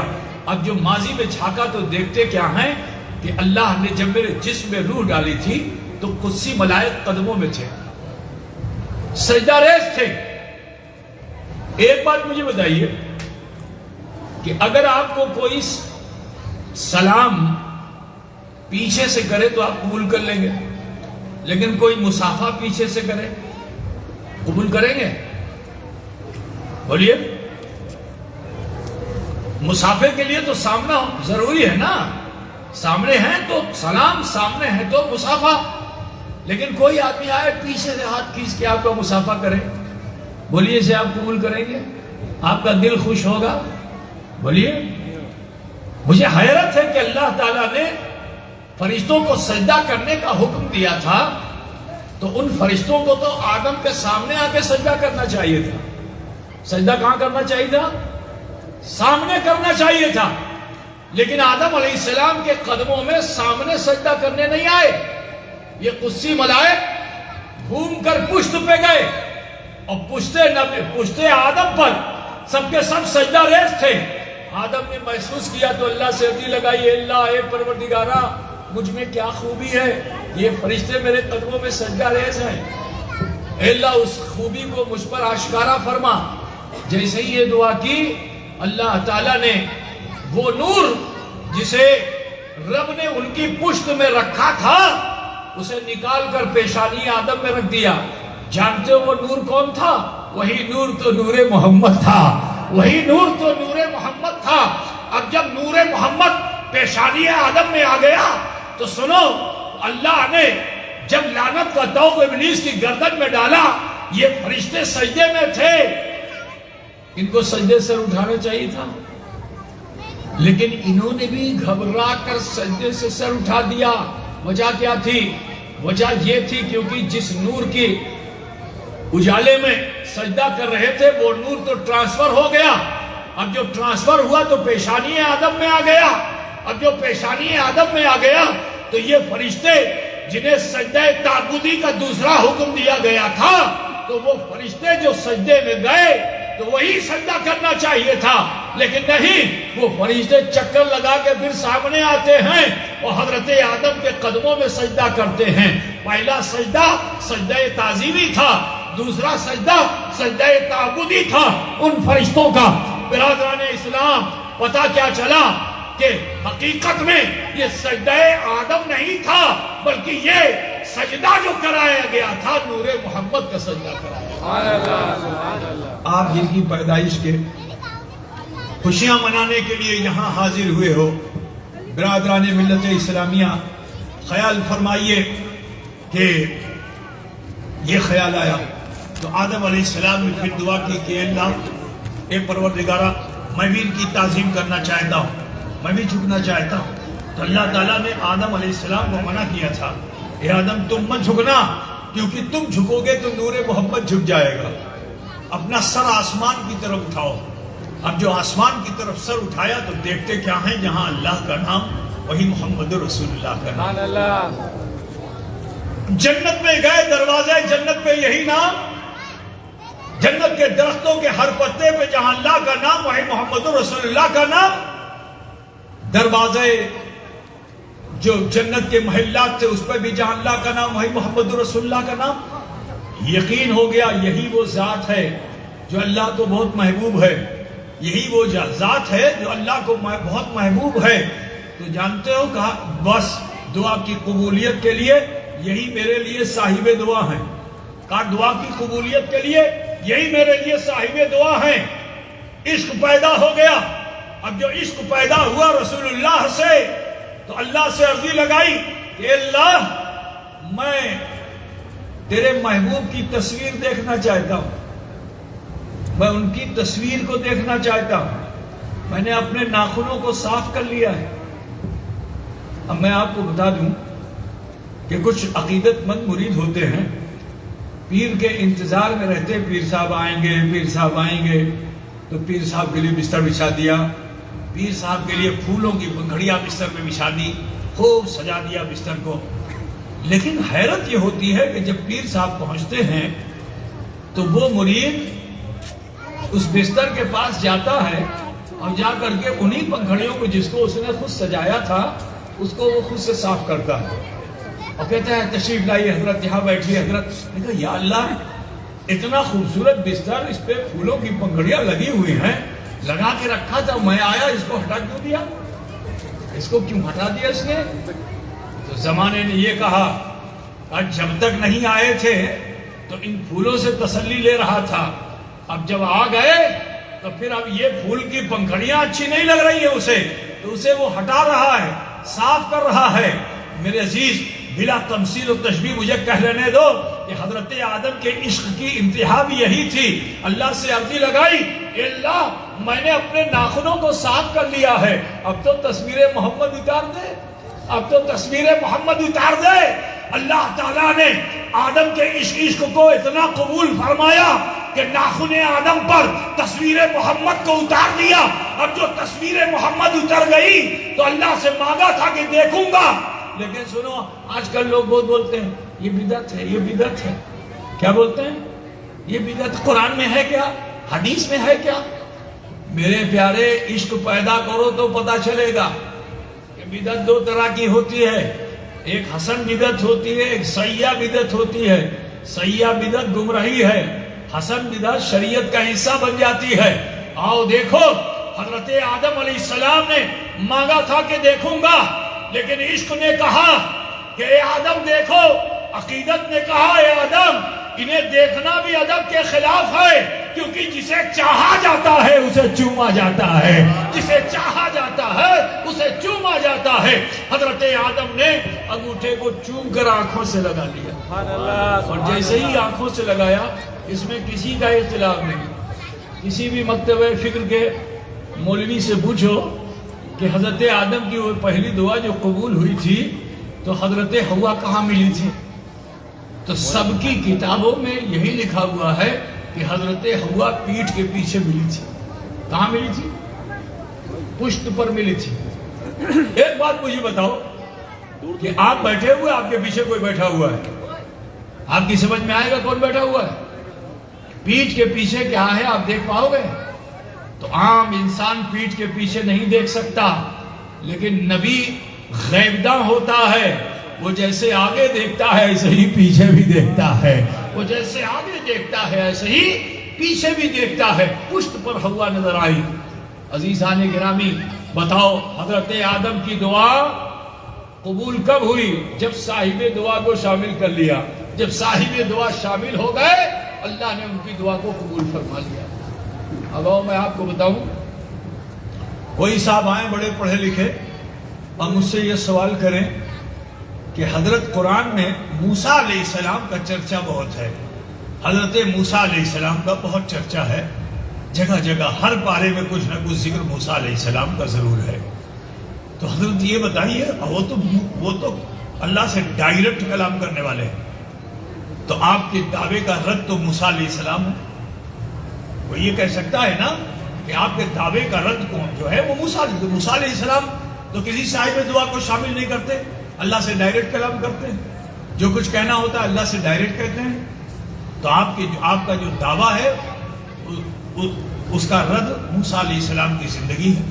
میں نے کہا اچھا کچھ بھی بتاؤ، تو اس نے کہا کہ حضرت موسیٰ علیہ السلام نے جب اسلام کی دعوت دی تو فرعون وقت نے 1-2 نہیں 70,000 جادوگروں کو جمع کیا۔ کتنے؟ 70,000 جادوگروں کو جمع کیا۔ اب وہ جادوگر بھی جو آئے تھے تو وہ بھی گھبرائے ہوئے تھے کہ موسیٰ سے کیسے مقابلہ کریں، ایک ایک کر کے جائیں کہ سب مل کے جائیں۔ تو سب نے یہ طے کیا کہ ایک ہی طرح کا طلسم سب لوگ پیش کریں، ایک ہی طرح کا جادو سب لوگ پیش کریں، تاکہ اتنا زیادہ طلسم سامنے آ جائے گا، جادو کا اثر سامنے آ جائے گا، موسیٰ گھبرا جائیں گے۔ کیا کرنا چاہیے؟ جادوگروں نے مشورہ کر لیا کہ کچھ نہیں، تمہارے پاس لاٹھی ہے، جادو سے اس کو سانپ بنا دو، تمہارے پاس رسی ہے، جادو سے اس کو سانپ بنا دو۔ تو 1-2 نہیں 70,000 سانپ جب سامنے آئیں گے مقابلے پہ تو موسیٰ گھبرا جائیں گے۔ تو ان جادوگروں نے ایسے ہی کیا، کسی کے بعد لاٹھی تھی، زمین پہ ڈالا وہ سانپ بن گیا، رسی تھی ڈالا سانپ بن گیا۔ 70,000 سانپ موسیٰ علیہ السلام کی طرف آنے لگے۔ تو حضرت موسیٰ علیہ السلام کہتے ہیں اے اللہ کیا کروں، اے اللہ کیا کروں، اے اللہ کیا کروں۔ تو قرآن پاک کو پڑھو تو پتہ چلے گا کہ اللہ رب العزت ارشاد فرماتا ہے وَمَا تِلْكَ بِيَمِينِكَ يَا مُوسَىٰ، اے موسیٰ تمہارے داہنے ہاتھ میں کیا ہے؟ ذرا خیال کیجئے۔ ایک بات میں آپ سے پوچھنا چاہتا ہوں علی راج پور کے لوگ، خدا نہ خواستہ اگر یہیں ابھی ایسے ایک سانپ آگے کھڑا ہو جائے، ہاں اپنے سر کو بڑھا پائے گا؟ ارے بولو نا یار، کچھ تو بولو۔ ایک سانپ ایسے کھڑا ہو جائے، اب اس کا حال کیا؟ قاری صاحب کیا ہوا؟ تو کیا کہے گا؟ ہے نا، قاری صاحب کی ساری شاعر صاحب کے سارے اشعار بکھر جائیں گے۔ ہوگا کہ نہیں ہوگا؟ ایک سانپ کھڑا ہو اور 70,000 سانپ کسی کے سامنے ہو تو اس کو بولنا چاہیے، تو اشارہ کرنا چاہیے نا۔ تو حضرت موسیٰ سے اللہ نے کیا فرمایا؟ وَمَا تِلْكَ بِيَمِينِكَ يَا مُوسَىٰ، اے موسیٰ تمہارے داہنے ہاتھ میں کیا ہے؟ تو حضرت موسیٰ علیہ السلام نے کیا فرمایا؟ ایسے نہیں، اشارہ نہیں کیا، بلکہ آپ کلام کو طولانی کرتے ہیں، کہتے ہیں ھذا عصایا، یہ میرا ڈنڈا ہے، یہ میری چھڑی ہے، یہ میرا عصا ہے جو زیتون کا ہے۔ زیتون پیڑ ہوتا ہے نا، جو زیتون کا ہے، اور وہ عصا بھی ٹیڑھا میڑھا ہے۔ کیسا ہے؟ ٹیڑھا میڑھا عصا ہے۔ اور صرف یہی نہیں، پھر فرماتے اللہ میں اس سے اپنی بھیڑ بکریوں کے لیے درخت سے پتے جھاڑتا ہوں۔ دیکھو کلام کی طولا، کلام اتنا، اللہ نے تو یہ سب نہیں پوچھا تھا نا، خالی یہ پوچھا تھا کیا ہے بتا دیتے، لیکن کلام کو طولا نہیں کرنا. پھر کیا کہتے ہیں کہ اے اللہ میں اس سے اور بھی دوسرے کام لیتا ہوں، اور جب مجھ کو سونا ہوتا ہے تو میں اسی کو تکیہ لگا کے سو بھی جاتا ہوں. یہ حضرت موسیٰ علیہ السلام کا کلام ہے. تو رب تعالیٰ نے حضرت موسیٰ سے ارشاد فرمایا اسی کو زمین پہ ڈال دو. جیسے ہی زمین پہ ڈالا وہ اژدہا بن گیا. اژدہے نے سارے سانپوں کو نکل لیا، جو طلسماتی سانپ، جادو کا سانپ سامنے تھا، سب کو نکل لیا. اب جب نکل لیا تو پھر موسیٰ نے پوچھا اے اللہ کیا کروں؟ تو اللہ تعالیٰ نے فرمایا کہ اژدہے کے منہ میں ہاتھ ڈال دو. اگر موسیٰ ڈرے ہوئے ہوتے سانپ سے تو منہ میں ہاتھ ڈالتے ہیں. پتہ کیا چلا کہ کوئی بھی موذی شے نبی کو ایذا نہیں پہنچا سکتی تھی. یہ 70,000 سانپ آئے تو تھے لیکن یہ موسیٰ کو تکلیف نہیں دے سکتے تھے. یہ تکلیف کسے دیتے؟ جو موسیٰ کے پیچھے حواری تھے، جو ان کے ماننے چاہنے والے پیچھے کھڑے تھے. یہ جادو کا اثر ان کے اوپر ہوتا اور وہ پریشان ہوتے. تو اب سنو، یہ جادوگر یعنی سانپ اور حواری کے درمیان موسیٰ کیا ہوئے؟ رابطہ ہوئے نا. تو حضرت موسیٰ صاحب دعا ہو گئے. اس نے کہا یہ تو ڈائریکٹ کلام. میں نے کہا نہیں، یہ ڈائریکٹ کلام نہیں، اسی کو سمجھنا ہوگا. یہ انڈائریکٹ کلام ہے کہ حضرت موسیٰ علیہ نبینا علیہ تحت و ثنا ان جادوگروں اور حواریوں کے درمیان وسیلہ بن گئے، اور انہوں نے اللہ کی بارگاہ میں دعا کی، صاحب دعا ہوئے، جس کے اثر سے وہ طلسماتی سانپ کا اثر ختم ہو گیا. ورنہ حضرت موسیٰ اژدہے کے منہ میں ہاتھ نہیں ڈالتے. اور یہاں ایک بات اور بھی بتا دوں، جادو اور معجزے میں فرق ہوتا ہے. جادو نگاہوں کا دھوکہ ہوتا ہے اور معجزہ حقیقت ہے. اگر سانپ جو اژدہا بنا تھا تو اللہ یہ فرماتا اپنے ڈنڈے کو اٹھا لو، لیکن وہ تو معجزہ تھا. وہ سانپ جو بنا تھا وہ حقیقت میں بنا تھا. برادران ملت اسلامیہ، آؤ میں تمہیں بتاؤں، قرآن میں اور بھی بہت سے معجزے ہیں حضرت موسیٰ علیہ السلام کے، کہ حضرت موسیٰ علیہ السلام سے ان کے حواریوں نے کہا ہمیں پانی چاہیے. آپ نے پھر اللہ سے عرضی لگائی اے اللہ کیا کروں؟ اللہ نے فرمایا زمین پہ عصا کو ضرب لگاؤ. آپ نے چٹان پہ عصا کو ضرب لگایا. ضرب لگانا تھا کہ قرآن کہہ رہا 12 چشمے جاری ہو گئے. تو بتاؤ حواری اور خدا کے درمیان موسیٰ علیہ السلام صاحب دعا ہوئے کہ نہیں ہوئے؟ اور آؤ حضرت موسیٰ کی زندگی کا ایک گوشہ یہ بھی دیکھ لو کہ حضرت موسیٰ علیہ السلام میدان جنگ میں تھے، اپنے حواریوں کے ساتھ مقابلہ ہو رہا تھا. شام ہو گئی، سورج ڈوبنے لگا. تو آپ کی قوم نے کہا کہ ہمیں جان پیاری ہے، ہم اندھیرے میں نہیں لڑیں گے. موسیٰ علیہ السلام نے فرمایا ایک حملہ اور کر دو، یہ پسپا ہو جائیں گے کفار. لیکن قوم نے کہا نہ، ہم اندھیرے میں نہیں لڑیں گے. جب حضرت موسیٰ نے پھر اصرار کیا تو انہوں نے کہا کہ اچھا ٹھیک ہے، آپ ہمیں لڑانا چاہتے ہیں، اندھیرے میں روشنی کا انتظام کیجیے، ہم لڑیں گے. اب جو قوم نے ایسا کہا کہ اندھیرے میں روشنی کا انتظام کیا تو لڑیں گے، تو حضرت موسیٰ نے پھر اللہ سے عرضی لگائی اللہ کیا کروں؟ تو اللہ نے ارشاد فرمایا اپنے داہنے ہاتھ کو جیب میں رکھو. اپنے داہنے ہاتھ کو جیب میں رکھو. حضرت موسیٰ علیہ السلام نے ایسا ہی کیا، اپنے داہنے ہاتھ کو جیب میں رکھا. پھر عرضی لگائی اے اللہ کیا کروں؟ اللہ نے فرمایا ہاتھ باہر کرو. جیسے ہی ہاتھ باہر کیا پوری ہتھیلی روشن ہو گئی. اتنا اجالا، اتنی روشنی پھوٹی کہ سورج کی روشنی مان پڑ جائے. حتیٰ کہ اسی میں جنگ کی کامیابی ملی. فرعون کی اس چھوٹی سی ٹکڑی سے مقابلہ تھا. جب فرعون کو یہ پتا چلا کہ میری اس چھوٹی سی ٹکڑی کو پسپا کر دیا ہے موسیٰ نے اور ان کے حواریوں نے، تو بڑے غصے میں آ گیا. اس نے اپنے ملک کے سارے سپاہیوں کو جمع کیا، فوجیوں کو جمع کیا اور خود اس کی قیادت کی. حضرت موسیٰ کے مقابلے میں جو آیا تو حضرت موسیٰ کے حواری پیچھے ہٹنے لگے. نبی کا قدم پیچھے نہیں ہٹتا ہے، حواری پیچھے ہونے لگے. یہاں تک کہ پیچھے دریائے نیل ہے اور سامنے فرعون ہے. حضرت موسیٰ نے پھر اللہ سے عرضی لگائی کیا کروں مولا؟ تو اللہ نے فرمایا دریائے نیل میں اپنا عصا ڈال دو. عصا کا ڈالنا تھا کہ پانی دو حصے میں دیوار کی طرح کھڑا ہو گیا. بیچ سے راستہ نکل آیا. اب راستہ نکلا، موسیٰ گزرے، حواری گزرے. فرعون نے بھی دیکھا کہ راستہ تو بالکل صراط مستقیم ہے، سیدھا راستہ ہے، بالکل صراط مستقیم ہے، اسی راستے پہ چلنا چاہیے. فرعون بھی چل پڑا. جب بیچ دریا میں پہنچا تو حضرت موسیٰ سے اللہ نے فرمایا اپنے عصا کو باہر کر لو. آپ نے عصا جو باہر کیا تو فرعون غرق ہو گیا. لیکن سنو، جب وہ غرق ہو رہا تھا تو اس وقت وہ کلمہ پڑھ رہا تھا. کیا کلمہ پڑھ رہا تھا؟ قرآن کا ایک شاہد ہے کہ آمنت برب موسیٰ و ہارون، کہ میں موسیٰ اور ہارون کے رب پر ایمان لاتا ہوں. اسی کا نام تو کلمہ ہے، اسی کا نام کلمہ ہے. اس نے کلمہ پڑھا، مومن رہا. بولیے. تو آج اس زمانے میں ہر کلمہ پڑھنے والے کو آپ مومن کیسے سمجھتے ہو؟ صراط مستقیم نماز ہے، نماز پڑھنے والے کو کیا سمجھتے ہو کہ صراط مستقیم پہ ہے؟ روزہ رکھنے والا صراط مستقیم پہ ہے، حج کرنے والا صراط مستقیم پہ ہے. میرے عزیز، یہی بتانا چاہتا ہوں کہ اللہ تعالیٰ نے کیا فرمایا؟ اہدنا الصراط، اہدنا کیا ہے وہ سورہ فاتحہ میں؟ اہدنا الصراط المستقیم، اہدنا الصراط المستقیم. لیکن صراط مستقیم میں ایک پہ انعام ہے، دوسرے پہ انعام نہیں ہے. ایک پر انعام، دوسرے پہ انعام نہیں.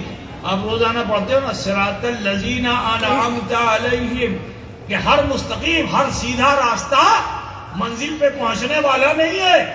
یہی بتانا چاہتا ہوں، ہر سیدھا راستہ منزل پہ پہنچنے والا نہیں ہے. وہ سیدھا راستہ جس پہ اللہ کا انعام ہے. برادران اسلام، اس سیدھے راستے پہ اگر آپ ہو تو جنت تمہاری ہے میرے عزیز. اور سیدھا راستہ وہی ہے جسے جناب محمد رسول اللہ نے ہمیں عطا فرمایا ہے.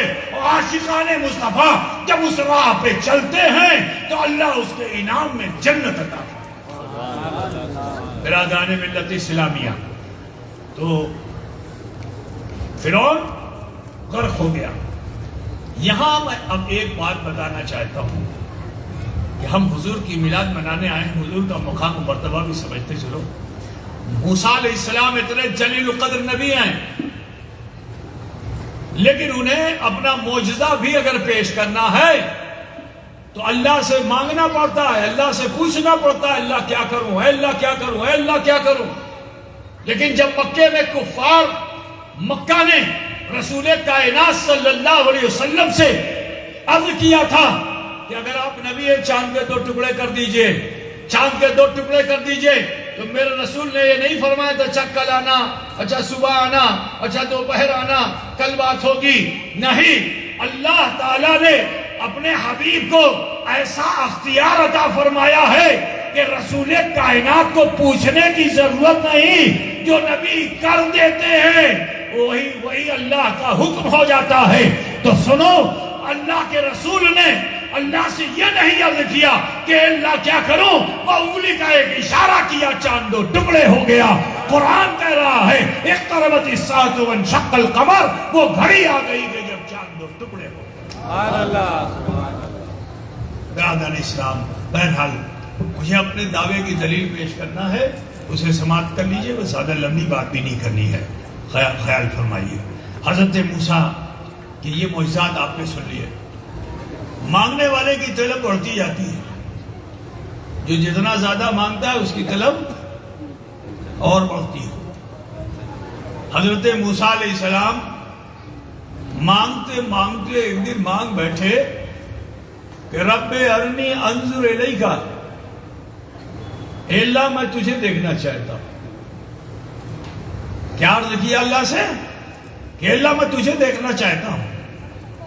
تو اللہ تعالیٰ نے کیا ارشاد فرمایا؟ لن ترانی، کانٹ سی میں، تم یہ نہیں دیکھ سکتے. خاموش ہو جانا چاہیے تھا.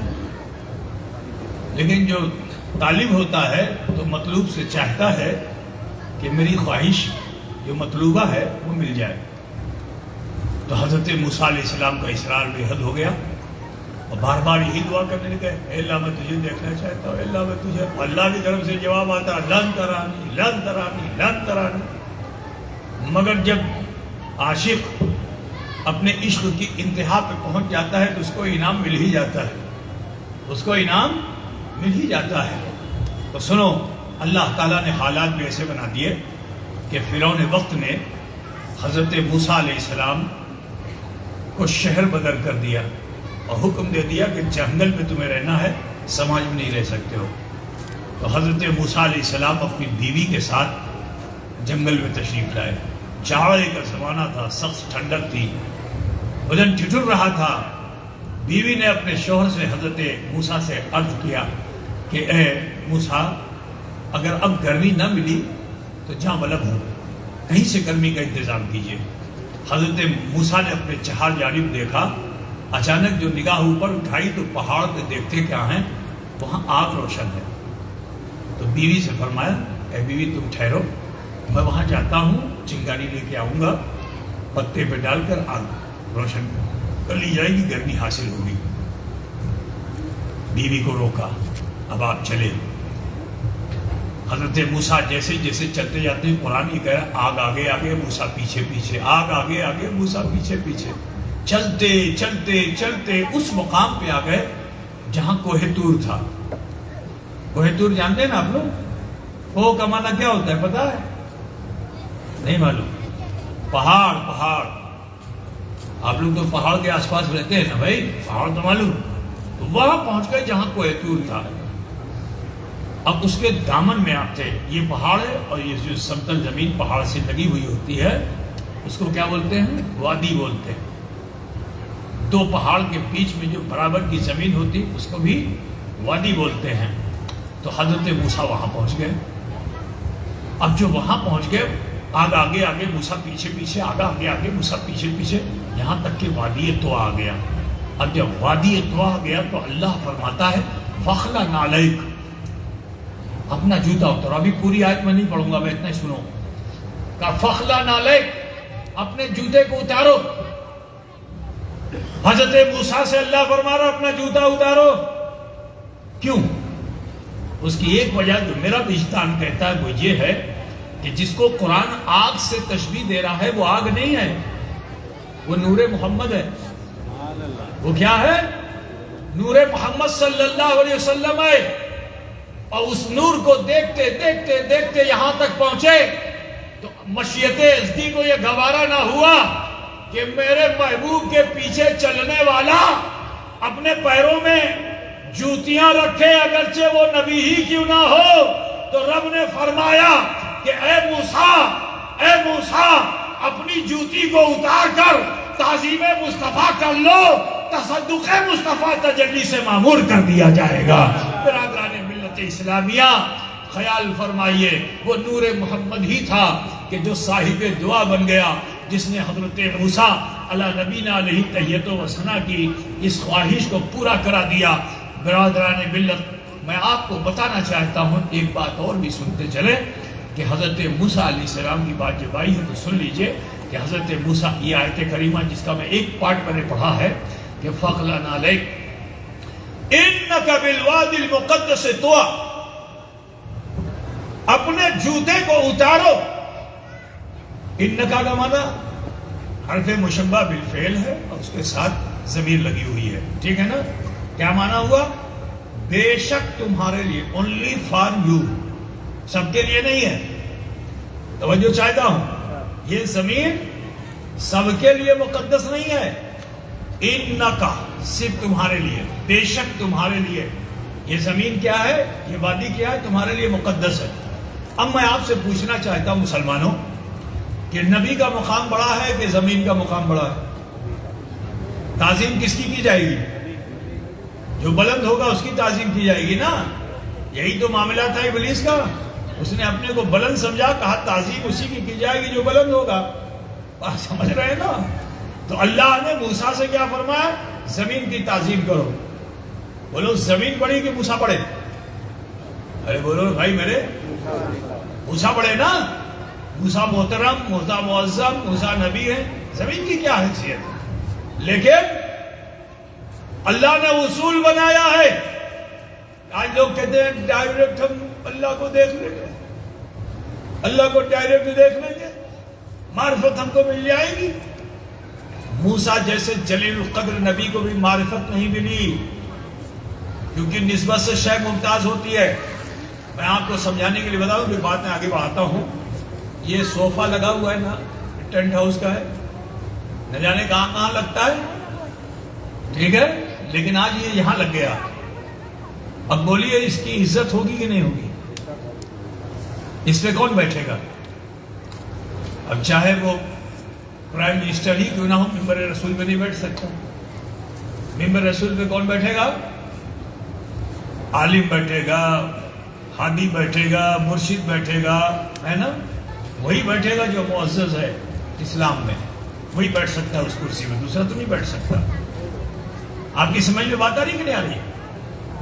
کرسی نہ جانے کہاں کی تھی، لیکن اس پر اگر ایک چھوٹا سا بچہ بھی بیٹھ جائے تو منتظمین اس کو کھینچ کے اتاریں گے. اتر اس سے. کیوں؟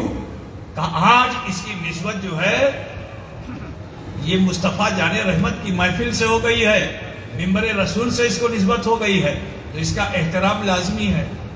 اس کا احترام لازمی ہے. بلا تمثیل و تشبیہ مجھے کہہ لینے دو کہ اللہ کو معرفت اپنی دینی تھی تو جوتا کیوں اتروایا، زمین کی تعظیم کیوں کرائی، تاکہ زمانہ یہ جان لے، وہ ڈائریکٹ والے یہ سمجھ لیں کہ ڈائریکٹ خدا نہیں ملتا، خدا کی معرفت چاہیے تو نسبت کی تعظیم کیجئے، کیونکہ یہ زمین کا تعلق کوہ طور سے ہے، اور اس کوہ طور پر میں موسیٰ کو تجلی دینے والا ہوں. ابھی تجلی دی نہیں گئی ہے، اس سے پہلے موسیٰ سے احترام کرایا، کہا اے موسیٰ زمین کا احترام کرو، کیونکہ جو نسبت والی شے کا احترام کرتا ہے اسی پر اللہ کا انعام ہوتا ہے، اسی پر اللہ کا انعام ہوتا ہے. قُلْ إِن كُنتُمْ تُحِبُّونَ اللَّهَ فَاتَّبِعُونِي يُحْبِبْكُمُ اللَّهُ وَيَغْفِرْ لَكُمْ ذُنُوبَكُمْ وَاللَّهُ غَفُورٌ رَحِيمٌ. اے محبوب آپ ارشاد فرما دیجئے کہ اگر تم چاہتے ہو کہ اللہ کو تم چاہو تو میری پیروی کرو، مجھے اپنا آئیڈیل بناؤ. جب تم میری پیروی کر لو گے تو اللہ تمہیں چاہ لے گا، پھر تم اپنے گناہوں کی مغفرت طلب کرو. اللہ غفور و رحیم ہے. برادران اسلام، ہم جن کی مولود منانے کے لیے حاضر ہوئے ہیں وہ مصطفیٰ جان رحمت صلی اللہ علیہ وسلم جو شافع یوم النشور ہیں.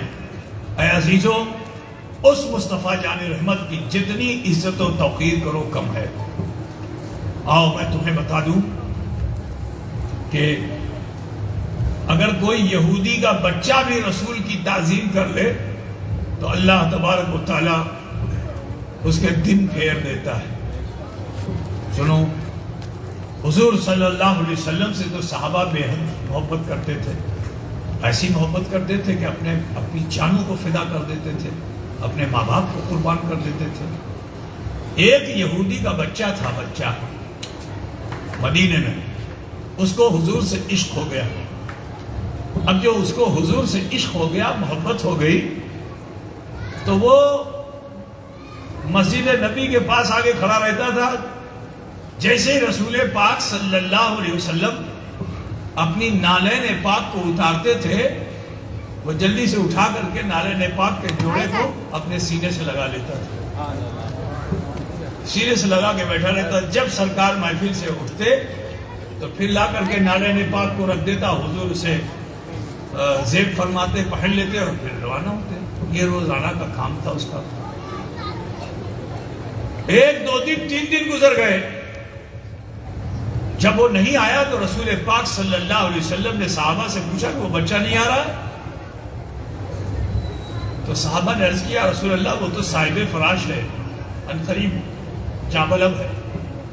حضور نے سنا جو تو آپ کی آنکھوں میں اشک آ گیا اور فرمایا کہ ہمیں اس کی عیادت کے لیے جانا چاہیے، ہمیں اس کی عیادت کے لیے جانا چاہیے.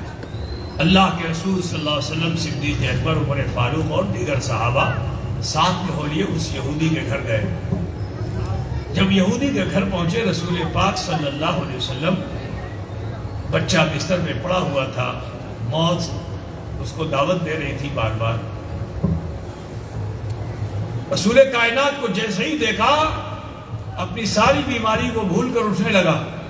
میرے نبی قریب پہنچے اور پہنچ کر کے آپ نے اپنا شفقت کا ہاتھ اس کے سر پہ رکھا اور اسے پھر لٹا دیا. سرانے خود بیٹھ گئے اور اس کے سر میں سرکار اپنی انگلیوں سے کنگھی کرنے لگے.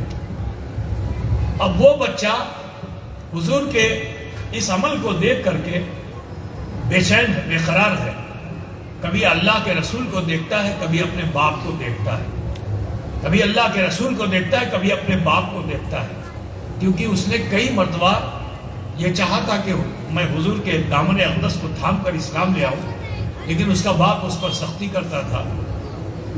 آج اس حالت میں بیٹا ہے، باپ بھی کھڑا ہوا ہے، رسول پاک اس کے سرانے بیٹھے شفقت کا ہاتھ پھیر رہے ہیں، تو جانتے ہو وہ بچہ کبھی باپ کو دیکھتا ہے، کبھی حضور کو دیکھتا ہے، کبھی باپ کو دیکھتا ہے، کبھی حضور کو دیکھتا ہے، حتیٰ کہ اس کا باپ بھی بے قرار ہو کر اپنی آنکھوں میں اشک لے کر اپنے بیٹے کے اس اشارے کو سمجھ لیا اور کہتا کیا ہے کہ اے بیٹے، ارے مجھے بار بار تکتا کیا ہے، چل تو بھی پڑھ لے کلمہ لا الہ الا اللہ محمد رسول اللہ، اور میں بھی پڑھ لیتا ہوں کلمہ لا الہ الا اللہ محمد رسول اللہ۔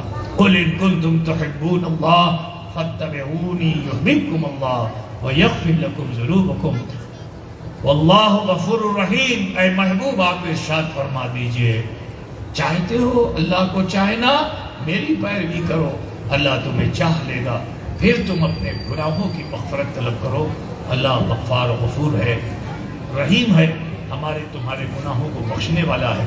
اے مسلمانوں، بات کو زیادہ لمبی نہ کر کے میں آپ کو بتانا چاہتا ہوں، یہ دنیا زیادہ دن کی نہیں ہے، طرح طرح کے نظریات کی طرف بھاگو نہیں، نبی رحمت صلی اللہ علیہ وسلم کے عشق میں سرشار ہو جاؤ اور طبیعت کی زندگی چھوڑ کر شریعت کی زندگی اختیار کر لو۔ صرف نعرے لگانے سے تم عاشق رسول نہیں کہلاؤ گے، عمل کی دنیا میں آؤ گے جب عاشق رسول کہلاؤ گے۔ میرے عزیز، آج جو ہماری ظلم حالی ہے، آج جو ہم اس سماج میں ذلیل و خوار ہو رہے ہیں، اس کی ایک وجہ یہی ہے کیونکہ ہم نے دعوے تو کیے ہیں محبت کے، مگر اس دعوے کی دلیل ہمارے پاس نہیں ہے، عمل کی دنیا میں ہم نہیں ہیں۔ لوٹو اے عزیزو، عاشق رسول بن جاؤ تو انشاءاللہ تعالیٰ تمہارے باپ داداؤں کی جو عزت تم نے کھوئی ہے، اللہ تعالیٰ پھر سے تمہیں وہ عزت لوٹا دے گا۔ اے عزیزو، قیامت بہت قریب ہے، کسی پل بھی آ سکتی ہے، اور جب آئے گی مسلمانوں تو یہ آپ سمجھ لیجئے کہ جاپان میں تھوڑی سی چھوٹی سی قیامت آ جائے تو آپ اپنے ٹیلی ویژن اور موبائل پہ دیکھ لیتے ہیں کہ کیسی قیامت آئی، پانی آیا اور تباہ کر کے رکھ دیا۔ انڈونیشیا، ملیشیا میں، انڈمان نکوبار میں آپ نے دیکھا سونامی کی لہروں کا اثر۔ یہ تو کچھ نہیں ہے، یہ کچھ نہیں ہے۔ جب قیامت آئے گی تو سنو، اذا زلزلت الارض زلزالها واخرجت الارض اثقالها وقال الانسان ما لها۔ اللہ فرماتا ہے جب ہم نے زمین کو ہلایا اور اس کے معدنیات اوپر آئی تو انسان کہتا ہے ارے یہ کیا ہو گیا۔ آج جب کہیں ایسے حادثے ہوتے ہیں، مثال تو پاکستان میں ابھی سیلاب آیا، پوری دنیا حیرت کر رہی ہے کہ ایسا بڑا سیلاب کیسے آ گیا، اتنی تباہی کیسے آ گئی۔ کچھ دیر کے لیے تو آپ سہر جاتے ہیں، لیکن اس کے بعد پھر جانوروں جیسی زندگی ہماری ہے، ہم پھر پچھلی زندگی کو بھول کر کے اور پھر اپنی عادت میں مصروف ہو جاتے ہیں۔ مسلمانوں، لوٹو اور خوف خدا پیدا کرو۔ جب قیامت آئے گی، سورہ اسرافیل پھونکا جائے گا تو اے مسلمانوں، حدیث شریف میں آیا یہ ہے کہ اس وقت بچہ اگر ماں کی گود میں دودھ پی رہا ہوگا، وہ اپنے ماں کے پستان سے منہ ہٹا بھی نہیں پائے گا، اس سے پہلے قیامت آ جائے گی۔ جب قیامت آئے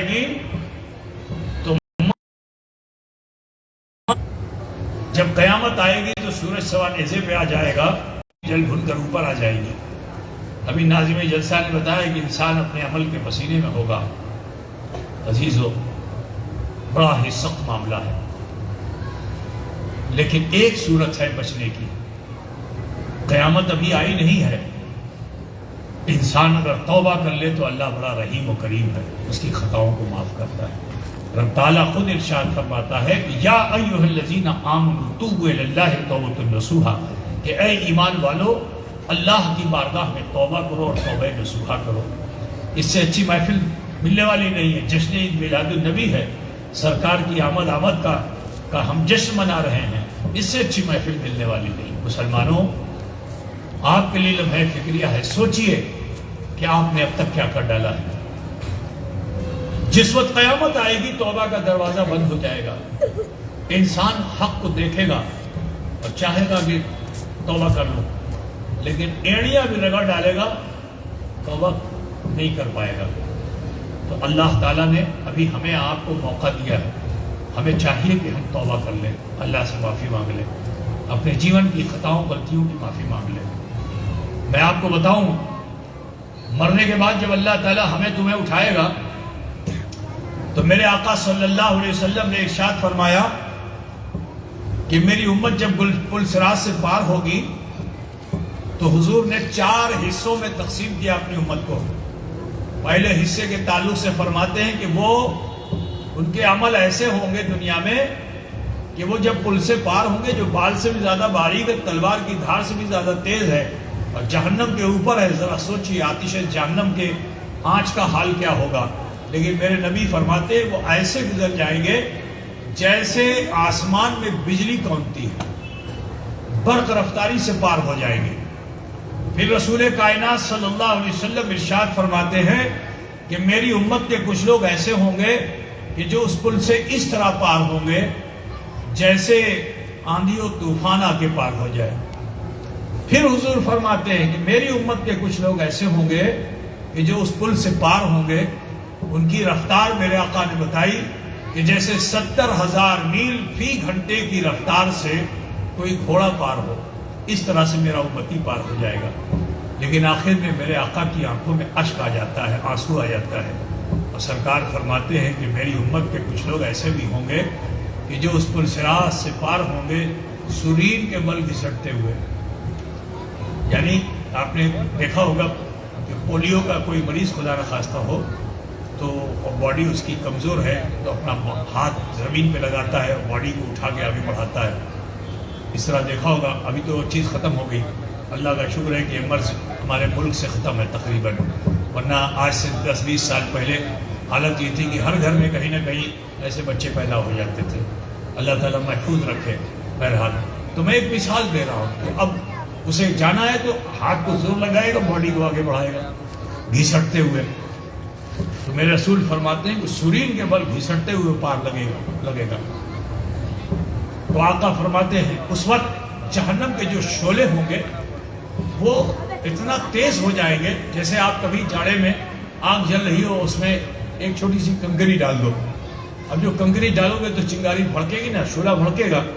تو جب یہ گنہگار امتی گزریں گے تو جہنم کے شعلے ایسا بھڑکیں گے کہ اس گنہگار امتی کو اپنی لپک میں لے لیں گے، الیاذ باللہ۔ عزیزو، اس وقت میرے آقا صلی اللہ علیہ وسلم یہ منظر دیکھ نہ پائیں گے، اپنی امت کا سجدے میں چلے جائیں گے اور سجدے میں جا کر اللہ سے عرضی لگائیں گے، رب سلم رب سلم، اے اللہ سلامتی دے دے، اللہ سلامتی دے دے۔ اللہ تعالیٰ دیکھو صاحب دعا رسول ہے، اللہ تبارک و تعالیٰ پروردگار عالم اس گنہگار امتی کے لیے رسول پاک سے کیا فرمائے گا کہ ارفع راسک یا محمد صلی اللہ علیہ وسلم، اپنے سر کو اٹھائیے اے حبیب، اپنے سر کو اٹھائیے، اشفاعت و شفاعت جس کی آپ شفاعت فرما دیں گے اسے بخش دیا جائے گا۔ اللہ کے رسول سجدے سے سر اٹھائیں گے، اسی وقت ایک فرشتہ حاضر ہوگا، اس کے ہاتھ میں ایک نور کا پیالہ ہوگا جس میں پانی ہوگا۔ وہ فرشتہ آگے عرض کرے گا، یا رسول اللہ اسی پانی کا چھینٹا ماریے۔ تو حضرت رسول کریم صلی اللہ علیہ وسلم فرماتے ہیں کہ میں ایک مٹھی پانی لے کر جہنم کے شعلے پہ ماروں گا تو جہنم کے شعلے دب جائیں گے۔ تو میں فرشتے سے ارشاد فرماؤں گا کہ فرشتے یہ بتاؤ اس پانی میں تاثیر کیسی تھی کہ جہنم کے شعلے دب گئے۔ تو فرشتہ عرض کرے گا، یا رسول اللہ، یا حبیب اللہ، یہ کوئی اور پانی نہیں ہے، آپ کی امت کی آنکھوں سے نکلا ہوا آنسو ہے، جنہوں نے دنیا میں خوف خدا حاصل کر لیا تھا، اللہ سے ڈر گئے تھے، خوف حاصل کر لیا تھا، اور پروردگار عالم کی بارگاہ میں اپنے چھوٹے بڑے گناہوں کی معافی مانگی تھی، راتوں کو اٹھ کر اپنے رب کو مناتے تھے اور اپنی آنکھوں سے اشک باری کرتے تھے۔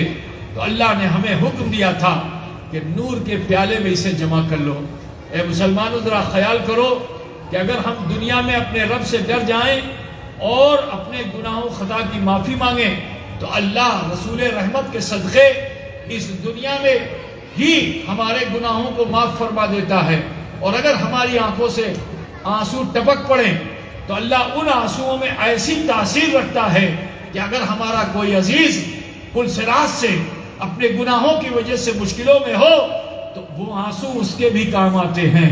برادران اسلام، آؤ اسی طرح کی ایک حدیث کا مفہوم آپ کے سامنے اور بھی رکھ دوں کہ میدان محشر میں، سنیے، میدان محشر میں رسول کائنات صلی اللہ علیہ وسلم جس کی شفاعت فرمائیں گے وہ بخش دیا جائے گا، گنہگار سے گنہگار امتی کی شفاعت۔ لیکن ایک جماعت ایسی ہوگی مسلمانوں، سنیں گے بھائی آپ لوگ؟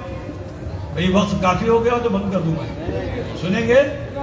ایک جماعت ایسی ہوگی جس نے دنیا میں کوئی نیک کام کیے نہیں ہوگا، صرف کلمہ گو ہے، صرف اس نے کلمہ پڑھا، نماز نہیں پڑھی، روزہ نہیں رکھا، حج نہیں کیا، زکوٰۃ نہیں دیا، برائیاں کی، بہت الٹے سیدھے کام کیے دنیا میں،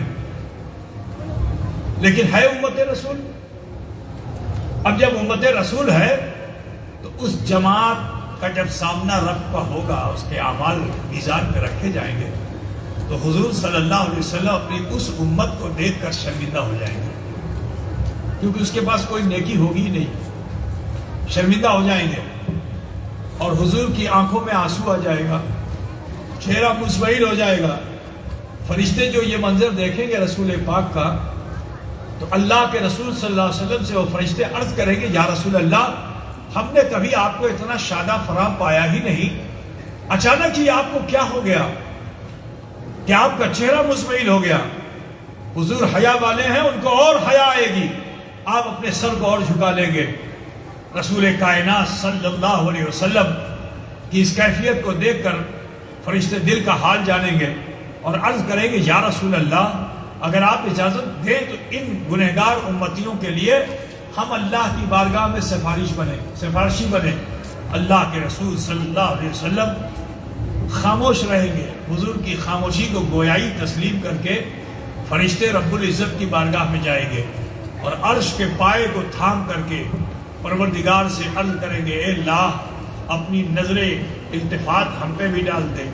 اے مولا، تیرے حکم پہ ہم نے تسبیح کیے، تحلیل کیے، اے مولا ہم نے رکوع سجود قیام کیے، تو نے ہمیں حکم دیا تھا تو دنیا میں گئے تھے تیرے بندوں کے پاس، اور تیرے ان عاصی پرمعاصی بندوں کے آنسوؤں کو ہم نے جمع کیا تھا جنہوں نے استغفار کیا تھا، اور تو نے ان کے گناہوں کو معاف فرما دیا تھا۔ اے اللہ، اپنی نظر رحمت ہم پہ ڈال دے۔ اللہ تعالیٰ ان فرشتوں سے ارشاد فرمائے گا کہ اے فرشتوں، بتاؤ تمہاری حاجت کیا ہے؟ تو وہ فرشتے عرض کریں گے، یا رب العالمین، آپ کے حکم پہ ہم نے یہ عمل کیے، ان آنسوؤں کو جمع کیا، آج انہی آنسوؤں کو تیری بارگاہ میں ہم وسیلے کے طور پر پیش کرتے ہیں۔ اے پروردگارہ، جسے تو نے سزا دی ہے یہ انہی کے رشتہ داروں کے آنسو ہیں، مولا تو نے تو انہیں بخش دیا دنیا میں، اور یہ ان کے رشتہ دار ہیں جسے تو سزا دے رہا ہے۔ اے اللہ، ان آنسوؤں کے بدلے ان گنہگار امتیوں کو معاف فرما دے۔ تو رحمت حق بہانہ بھی جویت ارشاد باری تعالیٰ ہوگا کہ اے فرشتے عذاب، جہنم کی زنجیریں کاٹ دو، میری رحمت یہ گوارا نہیں کرتی کہ میرا کوئی بندہ دنیا میں میرے خوف میں اپنے گناہ و خطا کا احساس کر کے مجھ سے معافی مانگے اور اس کے آنسو میری بارگاہ میں وسیلے کے طور پر پیش کیے جائیں، میں اسے مسترد کر دوں۔ نہیں، ان آنسوؤں کے بدلے میں نے ان گنہگار بندوں کو معاف فرما دیا۔ ذرا خیال فرمائیے، جن کی تم میلاد منانے آئے ہو، جنہیں یاد کرنے آئے ہو مسلمانوں، ان کے مقام و مرتبے کو سمجھو، وہ رؤوف مصطفیٰ ہیں، وہ رحیم مصطفیٰ ہیں۔ ایک اور حدیث کا مفہوم سماعت کیجئے کہ جب اللہ تعالیٰ حساب و کتاب فرما دے گا، جنتی کو جنت دے دے گا، دوزخی کو دوزخ دے دے گا، حساب کتاب تو ہو گیا نا، پھر اس کے بعد اللہ تعالیٰ اپنے نیکوکار بندوں کو، انبیاء کو، مرسلین کو جمع فرمائے گا۔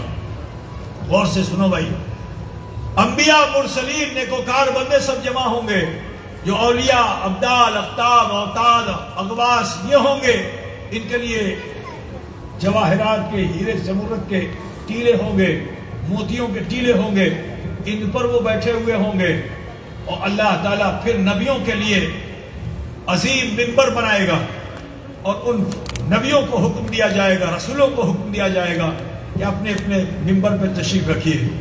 आक़ाए दो जहां सल्लल्लाहु अलैहि वसल्लम इरशाद फरमाते हैं कि मेरा मिंबर जो है वो अर्श पर होगा।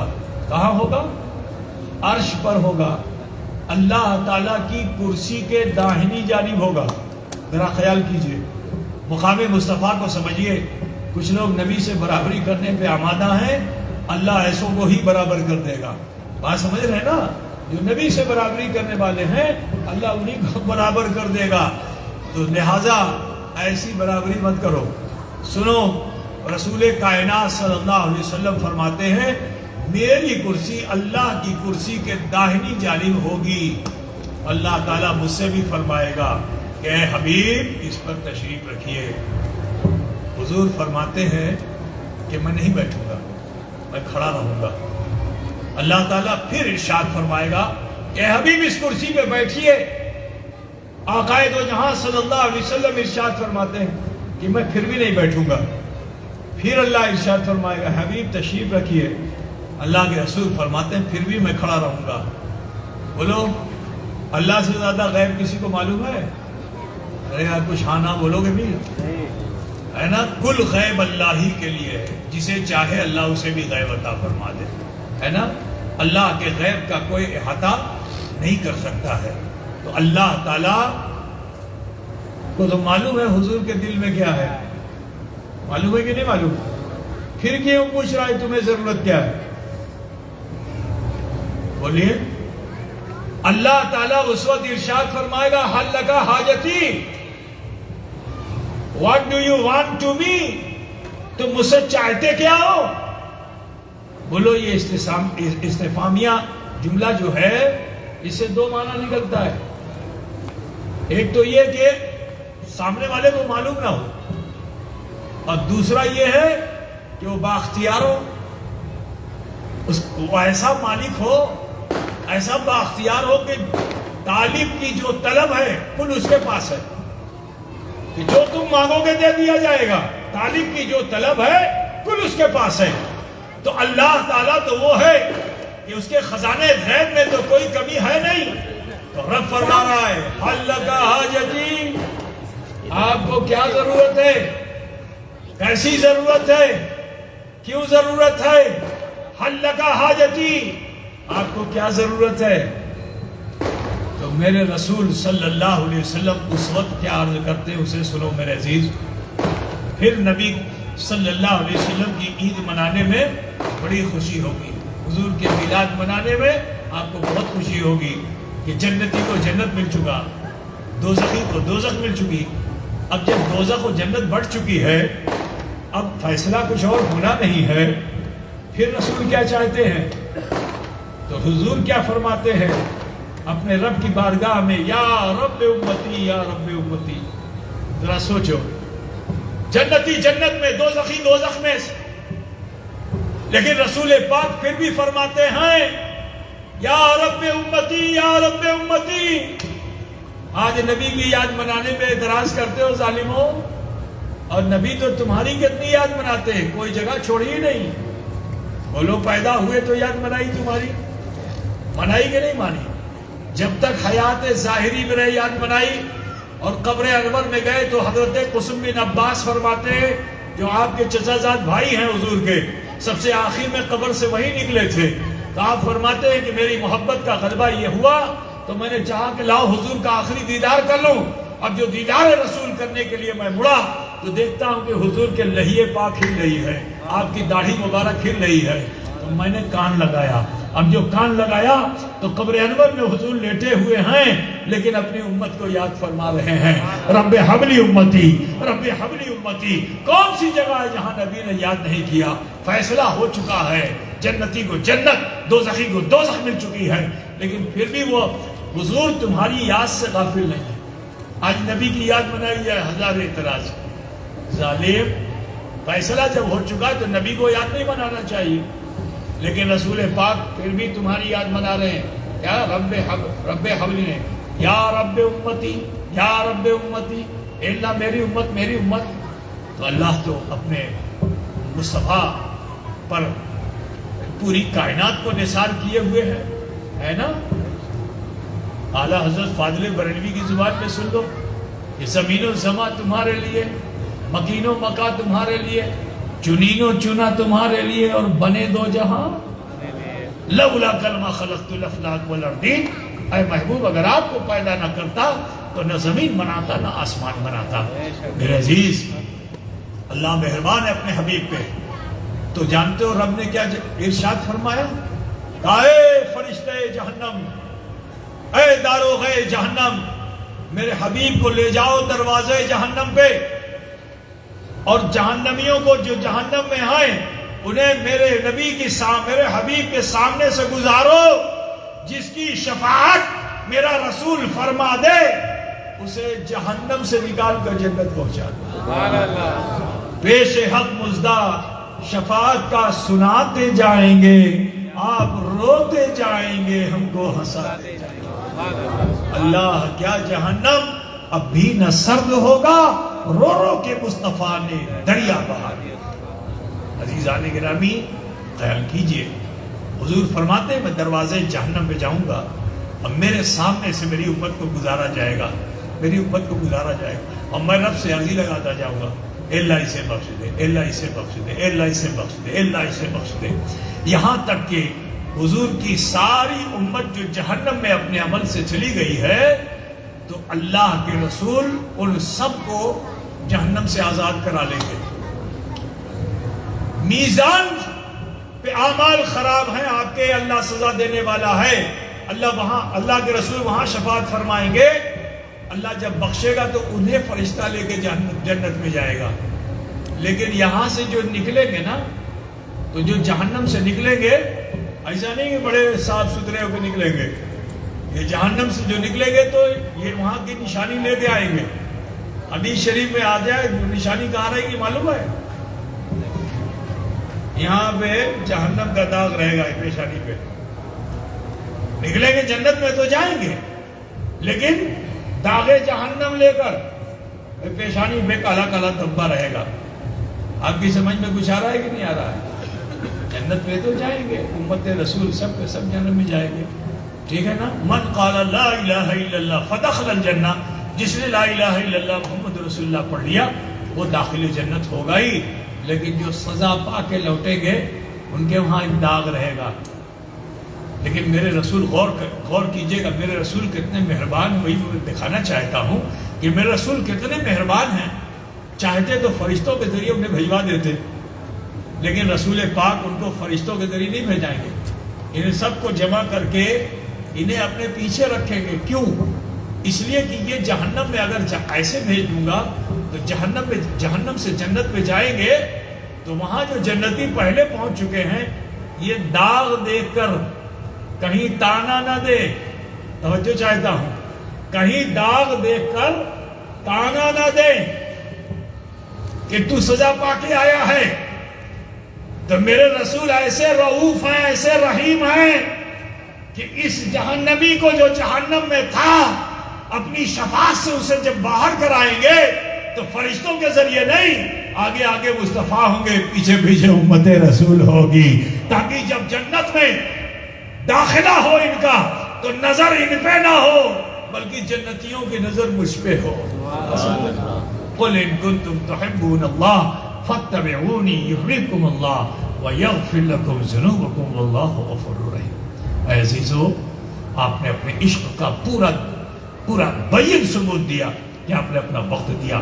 یقیناً رجسٹر میں آپ عاشق رسول ہو چکے ہیں، لیکن چاہتے ہو کہ جہنم کی سزا نہ ملے اور جنت میں ہم جائیں، تو اس کے لیے پھر اسی دارالعمل میں ہمیں دوسروں کے عیب کو نہارنے کی ضرورت نہیں ہے.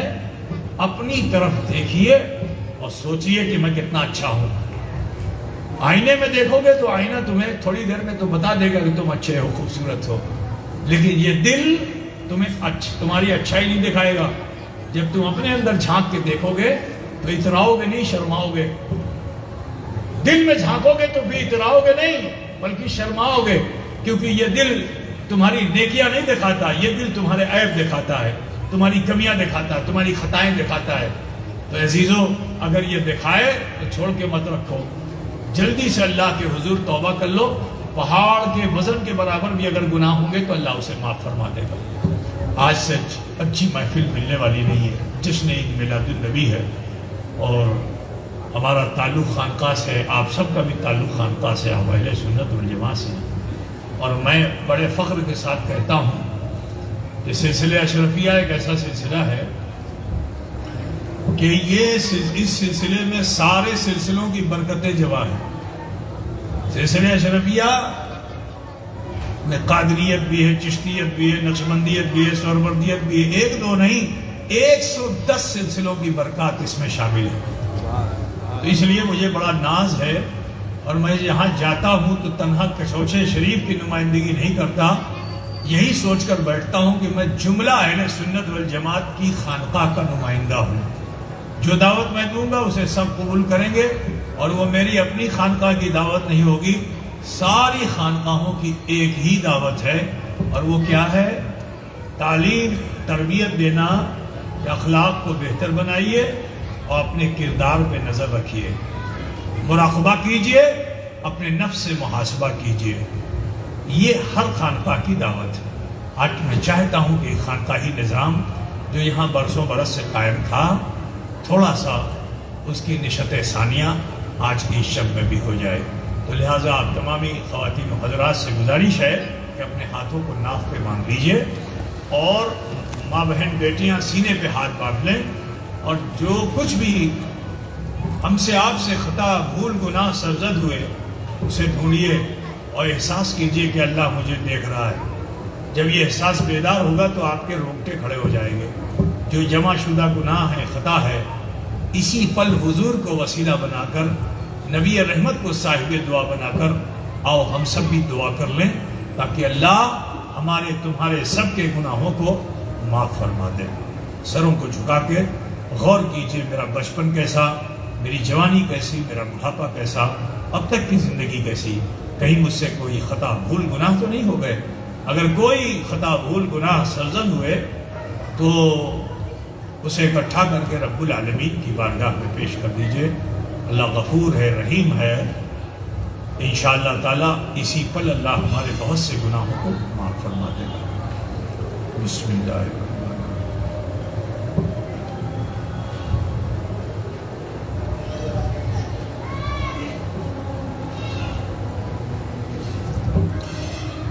پڑھیں بسم اللہ الرحمن الرحیم، جیسے میں پڑھتا ہوں پڑھیے، بسم اللہ الرحمن الرحیم۔ لا الہ الا اللہ محمد رسول اللہ، اللہ ہی معبود ہے، محمد رسول اللہ صلی اللہ علیہ وسلم اللہ کے سچے رسول ہے۔ استغفر اللہ ربی من کل ذنب واتوب الیہ، اے اللہ تیری بارگاہ میں سچے دل سے سب چھوٹے بڑے گناہوں سے ہم توبہ کرتے ہیں، اور ہم وسیلہ چاہتے ہیں تیرے محبوب سید عالم نور مجسم احمد مجتبیٰ محمد مصطفیٰ صلی اللہ علیہ وسلم کا۔ اس مختصر سے وقت میں اللہ کریم نے ہم سب پہ فضل فرمایا کہ ہم نے کلمہ شریف پڑھا اور استغفار کیا۔ ایک مرتبہ کلمہ شریف پڑھنے سے اللہ تعالیٰ 3000 گناہوں کو معاف فرما دیتا ہے، 3000 نیکیاں نامہ اعمال میں درج فرما دیتا ہے۔ اے عزیزو، ذاکر بنیے اور کلمہ شریف کی کثرت کیجیے۔ میں آپ سے یہ گزارش کرنا چاہتا ہوں کہ ابھی آپ نے جو 2 منٹ 1 منٹ اپنے لیے دیا، جس میں آپ نے اپنے بارے میں، صرف اپنے بارے میں سوچا، آپ کو اپنی زندگی کے بہت سے نشیب و فراز دیکھنے کا موقع آپ کو مل گیا۔ ہو سکتا ہے کہ آپ کا احساس بیدار ہوا ہو اور آپ نے کسی چھوٹے بڑے گناہ کو محسوس کر کے خدا کے حضور صدق دل سے توبہ کر لی ہو۔ تو اتنا جان لیجئے کہ جب ایک پل میں ہم پوری زندگی کو ڈھونڈ سکتے ہیں تو کیا روزانہ اس عمل کو کرنے سے 24 گھنٹے میں ہم نے جو کیا وہ نظر نہیں آئے گا؟ اگر میں گزارش کروں کہ یہ عمل آپ کے لیے بھاری تھا یا بھاری نہیں تھا، کوئی تکلیف ہوئی آپ لوگوں کو اس کو کرنے میں، کوئی پریشانی ہوئی؟ تو اگر میں یہ گزارش کروں کہ اس سے آپ روزانہ کیا کیجئے، 24 گھنٹے میں سے 2-5 منٹ اپنے لیے بھی نکالیے، بیوی کے لیے نکالتے ہیں، بچوں کے لیے نکالتے ہیں، ماں کے لیے نکالتے ہیں، بھائی بندو پڑوسی رشتے دار سماج سب کے لیے نکالتے ہیں، تو تھوڑا سا روزانہ 2 منٹ آپ اپنے لیے بھی نکال لیجیے، مگر اس 2 منٹ میں صرف آپ ہوں اور آپ کا رب ہو، بیوی نہیں، ماں نہیں، بھائی نہیں، بچہ نہیں، کوئی نہیں، آپ ہو اور آپ کا رب ہو۔ ایسی تنہائی جہاں مل جائے اس عمل کو کر لیجیے، چاہے وہ آپ کے بستر پہ ملے، چاہے دکان پہ ملے، چاہے کھیت کھلیان میں ملے۔ اگر ایسا ہو جاتا ہے تو آپ یہ 2-5 منٹ اپنے لیے رکھیے اور پھر محاسبہ کیجئے کہ آج مجھ سے کیا ہوا۔ بولیے یاد آئے گا کہ نہیں یاد آئے گا؟ شاید کہ آپ سے کوئی خطا ہوئی ہو اور آپ بھول جائیں اور وہ بالکل دل کے بالکل نیچے چلی جائے، بعد میں وہی ہمارے لیے نقصان دہ ہو۔ تو روزانہ اگر ہم اپنے عیب و خطا کو تلاش کریں گے، جو کچھ بھی چھوٹی بڑی غلطیاں ہم سے ہوں گی، ہم اس کا احساس کر کے اللہ سے معافی مانگ لیں گے۔ یہ کام فائدے کا ہوگا کہ نقصان کا ہوگا؟ فائدے کا ہوگا نا۔ تو میں آپ سے اگر یہ کہوں کہ اس کو روزانہ آپ کریں تو کتنے لوگ ہیں جو میری اس دعوت کو قبول کرتے ہیں؟ ہاتھ ماشاء اللہ، تو ایڈوانس میں آپ نے ہاتھ اٹھا دیا، سبحان اللہ، اللہ آپ سب کو اجر دے۔ میں تو خوش ہو گیا کشوچے سے آ کر کہ میرا مقصد یہی تھا، نہ کھانا نہ پینا نہ سونا نہ جاگنا، میرا مقصد یہی تھا کہ قوم و ملت کے سامنے تھوڑی دیر کے لیے آؤں، اگر قوم اسے قبول کر لیتی ہے تو میرے نام اعمال میں بھی کچھ لکھ دیا جائے گا، ہے نا۔ اللہ کا شکر ہے کہ پروردگار عالم نے آپ کی نیکیوں سے کچھ حصہ اللہ نے میرے حصے میں بھی دے دیا ہے، ٹھیک ہے۔ تو میں تو خوش ہو کے چلا جاؤں گا اور جا کے جہاں یاد آئے گی علی راجپور کی تو کہوں گا صاحب علی راجپور کے لوگ بڑے اچھے تھے اور میں نے جو وعدہ کرایا سب نے ہاتھ اٹھا دیا، بڑے اچھے تھے، ٹھیک ہے۔ مگر آپ اگر عمل نہیں کرو گے تو میں تو آپ کو دیکھ نہیں پاؤں گا، وعدہ پورا کیا کہ نہیں کیا، ہے نا۔ پھر بھی خوش ہوتا رہوں گا، لیکن ایک ذات ایسی ہے جو ہم سے کبھی جدا نہیں ہوتی، لگے جہاں سے زیادہ قریب ہے، وہ ذات ہے رب العالمین کی۔ آج میں تو بندہ ہوں، تم نے مجھے خوش کر دیا، کاش کہ یہ وعدہ اپنے رب سے کر لو گے تو وہ رب کتنا راضی ہوگا۔ تو میرے عزیز، لہٰذا آپ سب سے کہنا ہے کہ جو وعدہ آپ نے کیا ہے اس پر قائم رہو گے تو انشاءاللہ انقلاب آ جائے گا۔ ذاکر بنیے، آج ٹھوکر لگتی ہے تو ابا اماں یاد آ جاتے ہیں، اپنے رب کو نہیں یاد کر پاتے۔ میرے پیارے، دنیا دار مت بنیے، رسول کے وفادار بنیے، ذکر اللہ کی کثرت کیجیے۔ اللہ توفیق دے تو مسجد میں اعتکاف کر کے، اپنے گھر بھی کوئی کونا بنا کے، ٹھیک ہے، خانقاہ میں جا کر کے، درگاہ میں جا کر تھوڑی دیر کیجیے۔ نہیں کر پا رہے، اور ماشاءاللہ آپ کی بستی میں تو ایک ایسے صاحب مزار میں تو آج گیا، مجھے بڑی کیفیت محسوس ہوئی۔ ہاں، حوض کیا ہے، حوض شریف میں ہے نا، حضرت کا نام کیا ہے؟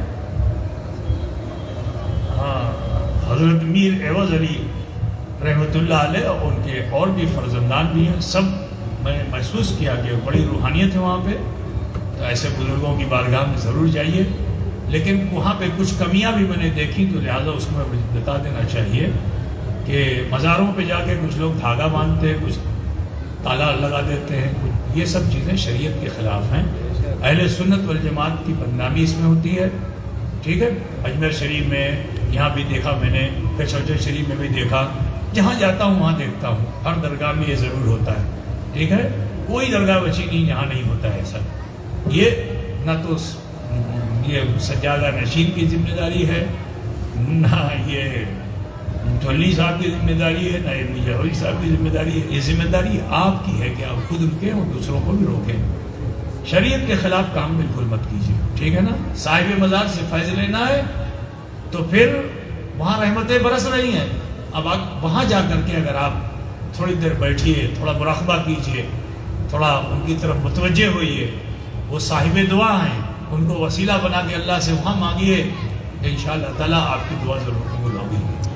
مگر ایسا غیر شرعی کام مت کیجیے جس سے پوری جماعت کو جواب دہ ہونا پڑے، ہے نا۔ آج کچھ لوگوں کی وجہ سے اہل سنت والجماعت کو جو ہے وہ شرمندگی کا سامنا کرنا پڑ رہا ہے ذمہ داروں کو۔ تو آپ سب سے کہنا ہے کہ دیکھا دیکھی میں ایسا عمل مت کیجیے۔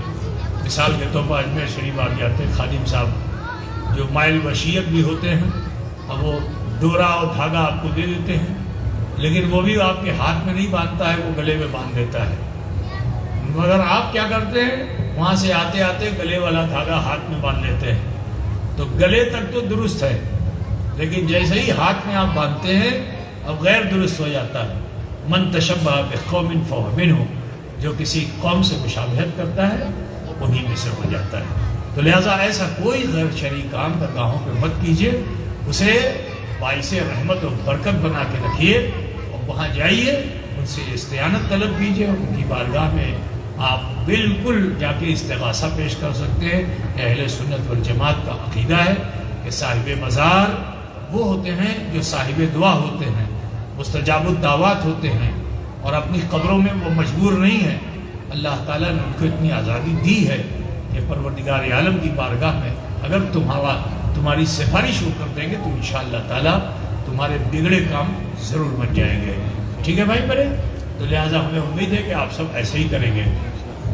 دکان پہ، مکان پہ، جہاں موقع ملے 2 منٹ اپنا دیجئے، کم سے کم گردن جھکائیے، دھیان دیجئے 24 گھنٹے میں کیا ہوا، سارا رزلٹ یہ دل دے دے گا کہ آج تم نے کیا کیا۔ کچھ اگر تمہیں خراب لگے کہ یہ چیز اچھی نہیں تھی، یہ خراب میں نے کیا، یہ گناہ کیا میں نے، جھٹ سے اللہ کے حضور پیش کر دیجئے۔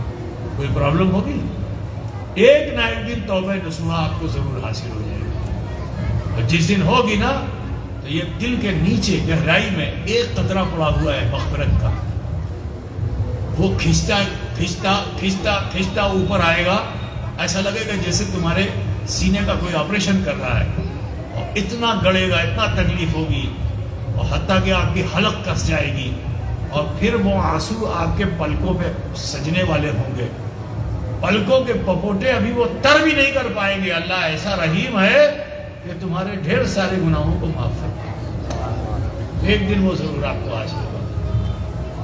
میں یہاں مختصر ایک بات اور بھی بتا دوں، ایک بزرگ تھے،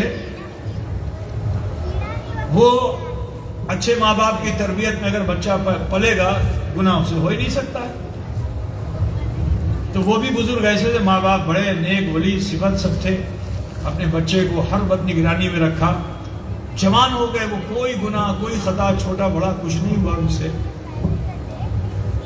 لیکن جب توبہ کرنے کی دعوت انہیں ملتی تو ان کو مزہ نہیں آتا تھا، ان کو خشیت کا غلبہ نہیں ہوتا تھا، کیونکہ جب اپنی زندگی میں چھانکتے تھے وہاں کوئی آئے ان کو نظر ہی نہیں آتا تھا، کسی حق کو انہوں نے کبھی پامال کیا ہی نہیں، تو وہ جو کیفیت ہوتی ہے وہ کیفیت ان کو پیدا نہیں ہوتی تھی۔ ایک دن اسی فکر میں گرمی کے زمانے میں نیم کے پیڑ کے نیچے بیٹھے ہوئے تھے، اور اچانک ایک تنکا جسے لوگ خلال کرتے ہیں، سوکھا تنکا، وہ ٹپک گیا سامنے۔ جیسے سامنے ٹپکا، بے خیالی میں آدمی ہوتا ہے نا جب فکر مند بہت زیادہ، زمین پہ کوئی لکڑی مل جائے تو اس کو لے لے گا، کبھی زمین کو خریدنے لگے گا، کبھی لکڑی کو لے کے ایسے سے گھمانے لگے گا، تو وہ حضرت بھی وہ تنکے کو اٹھایا اور اسے ایسے ایسے گھمانے لگے بے خیالی میں۔ اچانک وہ تنکا ٹوٹ گیا۔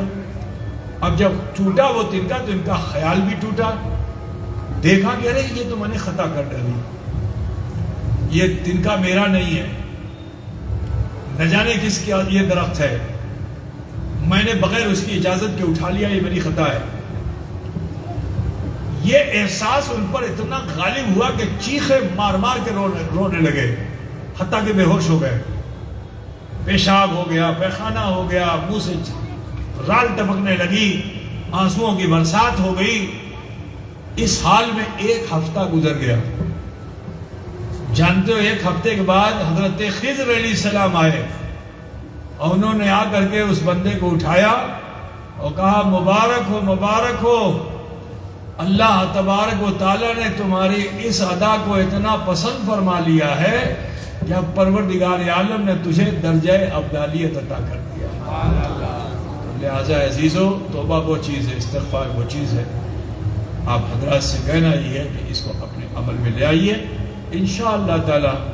پھر اگر آپ اس عمل کو کرنے لگتے ہیں پابندی سے تو پھر آپ کا قدم اسی راہ پر ہوگا جس پر اللہ کا انعام ہے۔ دعا کرتا ہوں اللہ تعالیٰ ہمیں تمہیں سب کو عمل خیر کی توفیق رفیق عطا فرمایا۔ خوش نصیب ہیں کہ آپ کے اس شہر میں اور بزرگ جو یہاں تشریف لائے، جن کے ذریعے سے جو ہدایت کا سلسلہ اس علاقے میں جاری و ساری ہوا، آج ان کا خانوادہ یہاں ہے بحمدہ تعالیٰ۔ میں دعا کرتا ہوں اللہ تبارک تعالیٰ انہیں اور ان کی نسلوں کو بھی اپنے اسلاف کے طریقے پر چلنے کی توفیق رفیق عطا فرمائے، اور اللہ تعالیٰ اس خانقاہ کی نشت ثانیہ فرمائے۔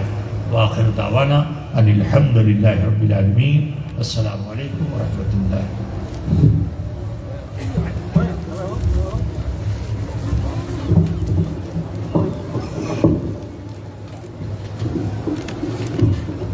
یا نبی سلام علیکہ، یا رسول سلام علیکہ، یا حبیب سلام علیکہ، صلوات اللہ علیکہ۔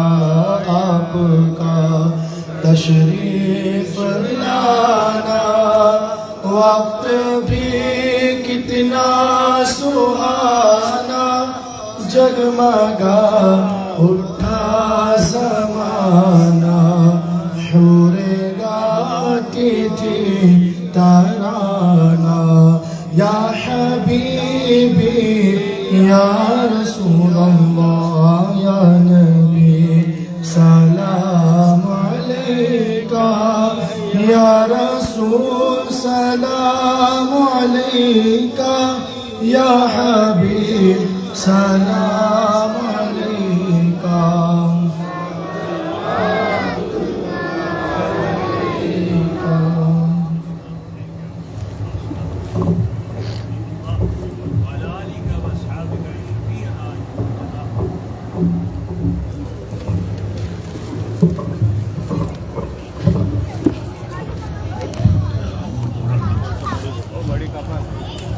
وزن تھوڑا سا چل جائے گا۔ اعوذ باللہ من الشیطان الرجیم، بسم اللہ الرحمن الرحیم، قل هو اللہ احد اللہ الصمد لم یلد ولم یولد ولم يكن له كفوا أحد۔ بسم الله الرحمن الرحيم، قل هو الله أحد الله الصمد لم يلد ولم يولد ولم يكن له كفوا أحد۔ بسم الله الرحمن الرحيم، قل هو الله أحد الله الصمد لم يلد ولم يولد ولم يكن له كفوا أحد۔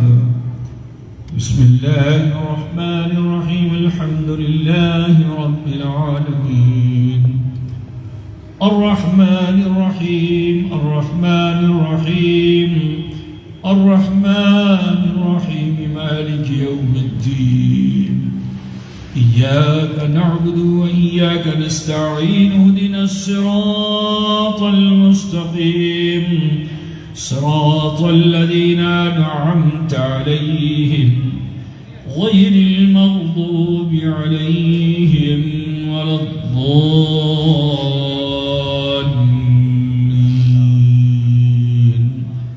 آمين آمين آمين۔ الفاتحة۔ یا رب العالمین، درمیان ذکر اذکار محفل پاک منعقد کی گئی، اس کے علاوہ جو شیرینی پیش مولا تو سے بھی قبول مقبول فرما، اور اس کا ثواب ہم سب کے آقا و مولا سید عالم نور مجسم جناب محمد رسول اللہ صلی اللہ علیہ وسلم کی روح پاک کو پہنچانے کے صدقۃ خیر، انبیاء مرسلین، ملائکہ مقربین، ازواج مطہرات، اصحاب کرام، خلفائے راشدین، اہل بیت اطہار، تابعین، تابعین، ائمہ مجتہدین، اولیاء کاملین، شہدائے صالحین رضوان اللہ تعالیٰ علیہ مجمعین کی ارواح طیبات کو پہنچا، اولیاء علی راجپور کی ارواح کو ثواب پہنچا، بالخصوص حاضرین بزم کہ جملہ اعزہ اقربا مرد و زن و خیش و قارب والدین اساتذہ مشائخ جو بھی اس دار فانی سے رحلت کر چکے، مولا ان سب کی مغفرت فرمانا، قبر کے عذاب سے بچانا، جنت الفردوس میں جگہ عطا فرمانا۔ یا اللہ اسلام کا بول بالا فرما، دشمنان دین کا مکالا فرما، تمام گستاخان رسول شاتمان رسول کو کیفر کردار کو پہنچا دے مولا۔ یا اللہ ہم سب کو ایمان کی سلامتی عطا فرما، اہل سنت والجماعت پہ قائم دائم فرما۔ الہی ہمیں نمازی و غازی بنا، ہمارے سجدوں میں لذت عطا فرما، ہماری پیشانیاں روشن فرما، ہمارے قلوب منور فرما۔ اے اللہ اپنی ضیاؤں سے ہمارے سینے معمور فرما۔ الہی ہمارا سینہ ہو عشق مصطفیٰ کا مدینہ ہو۔ اے اللہ بیماروں کو شفا عطا فرما، لاولدوں کو اولاد عطا فرما، بے روزگاروں کو روزگار عطا فرما، جو بار قرض مبتلا ہیں بار قرض سے سرودوش فرما، کھیتیوں میں کاروبار میں رزق میں خوب برکت عطا فرما۔ یا اللہ ذلت کی زندگی سے بچا، عزت وقار عطا فرما۔ یا اللہ نسلاً بعد نسل پروردگار عالم ہمارے گھروں میں مولا کریم عشق مصطفیٰ کا جام پینے کی سب کو مولا توفیق رفیق عطا فرما۔ اے رب کائنات یہ اٹھے ہوئے ہاتھ تیری بارگاہ میں تو ہی علیم خبیر مولا، اپنے حبیب پاک صاحب الاولاق صلی اللہ علیہ وسلم کے صدقے طفیل آج ان سب کی دعاؤں کو قبول فرما لینا، ان کے خالی دامنوں کو مولا بھر دینا، انہیں صاحب مراد فرما دینا مولا۔ یا رب العالمین جن گھروں میں جوان بچیاں ہیں سعید رشتے مرحمت فرما، میاں بیوی کے درمیان خدا نخواستہ اگر جھگڑے ہیں مولا مٹا کر ایک دوسرے کو شیر و شکر بنا دے مولا، جسم و لباس کی طرح کر دے مولا، گاڑی کے دو پہیوں کی طرح کر دے مولا۔ اے اللہ ہمیں اپنے ماں باپ کی عزت و توقیر کی توفیق عطا فرما، ہمارے والدین اگر حیات سے تو مولا ان کا سایہ عاطفت تا دیر دراز فرمانا، اور اگر وصال کر چکے ہیں تو مولا ملے اعلیٰ میں انہیں جگہ عطا فرمانا۔ یا رب العالمین رحم کر کرم کر، ان عاشقان مصطفیٰ صلی اللہ علیہ وسلم کے گھروں سے بلائیں دور فرما دے مولا، ان سب کے گھروں میں راحت رحمت برکت نازل فرما، جب تک ہم جئیں تیرے رسول کا گن گاتے رہیں، اور جب ہمارا خاتمہ ہو تو کلمہ حق پہ خاتمہ فرمانا۔ اے اللہ قبر کے عذاب سے ہمیں بھی بچانا۔ اے اللہ جب ہم حشر کی سامانیوں میں ہوتے مولا شامیان رحمت میں جگہ عطا فرمانا۔ اے اللہ جب ہمارے بھی اعمال میزان پہ تولے جائیں تو اے مولا ہماری اسیاں شیاری نہ دیکھنا، تیرے حبیب سے ہماری اس وفاداری کو دیکھنا، اور ان کے رخ انور کے صدقے طفیل ہم سب کی بخشش و نجات فرمانا، جہنم کے عذاب سے بچانا، جنت الفردوس میں جگہ عطا فرمانا، اور وہ جگہ عطا فرمانا جہاں ہمارا مرشد رہتا ہے۔ اللہم ربنا ظلمنا انفسنا وإن لم تغفر لنا وترحمنا لنكونن من الخاسرين۔ اللهم إنا أسألك العفو والعافية والمعافاة الدائمة في الدين والدنيا والآخرة والفوز بالجنة والنجاة من النار۔ اللهم أعز الإسلام والمسلمين، اللهم أيد الإسلام والمسلمين، اللهم انصر الإسلام والمسلمين واخذل الكفرة والمشركين واليهود والنصارى والمنافقين۔ اللهم ارزقنا في الدنيا زيارة حرمك وحرم نبيك المحترم بالجاه والحشر صلى الله عليه وسلم، وفي الآخرة لقاه وشفاة يا الله، وفي الآخرة لقاه وشفاة يا الله، وفي الآخرة لقاه وشفاة يا الله۔ یا رب در خلق تک یگا ہم نہ کنی، محتاج در گداؤ بادشاہ ہم نہ کنی، ایموے سیاہ سفید تبدیز کرم ماموے سفید روسیہ ہم نہ کنی۔ الہی خیر گردانی بلارا ضیافت ہا نگہداری تمہارا، بحق حمد و گسوے محمد صلی اللہ علیہ وسلم، تباہ گردان بدخواہان مارا، تباہ گردان بدخواہان مارا، تباہ گردان بدخواہان مارا۔ ان اللہ و ملائکتہ یصلون علی النبی یا ایھا الذین آمنوا صلوا علیہ وسلموا تسلیما سیدنا مولانا محمد وآلہ وسلم صلاۃ والسلام علیک یا رسول اللہ سبحان ربک رب العزۃ عما یصفون وسلام علی المرسلین والحمد للہ رب العالمین بحق لا الہ الا اللہ محمد رسول اللہ صلی اللہ علیہ وسلم۔ حضرات گرامی، ایک ضروری بات یہ عرض کرنی ہے کہ انشاءاللہ تعالیٰ ہمارا ربیع الاول شریف کو آپ تمامی حضرات جلوس محمدی ضرور نکالیں گے، لیکن آپ سب سے کہنا ہے کہ ڈسپلن کو مینٹین رکھیے گا۔ ایسا کوئی عمل نہ کیجیے گا کہ آپ کی طرف لوگوں کی سوچ یہ بنے کہ تو بہت بڑا بدماش ہے، بہت بڑا گنڈا ہے۔ نہیں، آپ اپنے اچھے عمل کو پیش کیجیے، اپنا کردار اچھا کیجیے، اپنا لباس اچھا رکھیے، اور راستے میں اگر کوئی رکاوٹ بنتی ہے تو اس کو دور کیجیے، کسی کے راستے کو روکیے نہیں۔ راہگیر اگر چاہے اتنی بھیڑ ہے، اپنی بھیڑ کو ہٹا کے راہگیر کو ضرور راستہ دے دیجیے، بہت بڑا ثواب ہے۔ راستے میں کچھ اگر گرا پڑا ہے اس طرح کا کہ جس سے کسی کو اذیت ہو سکتی ہے، اسے اٹھا کے کنارے لگا دیجیے، بہت بڑا ثواب ہے، ٹھیک ہے۔ خوب غریبوں، مسکینوں، پیاسوں کو پلائیے، سبیلے لگوائیے، سبحان اللہ، بہت اچھی بات ہے۔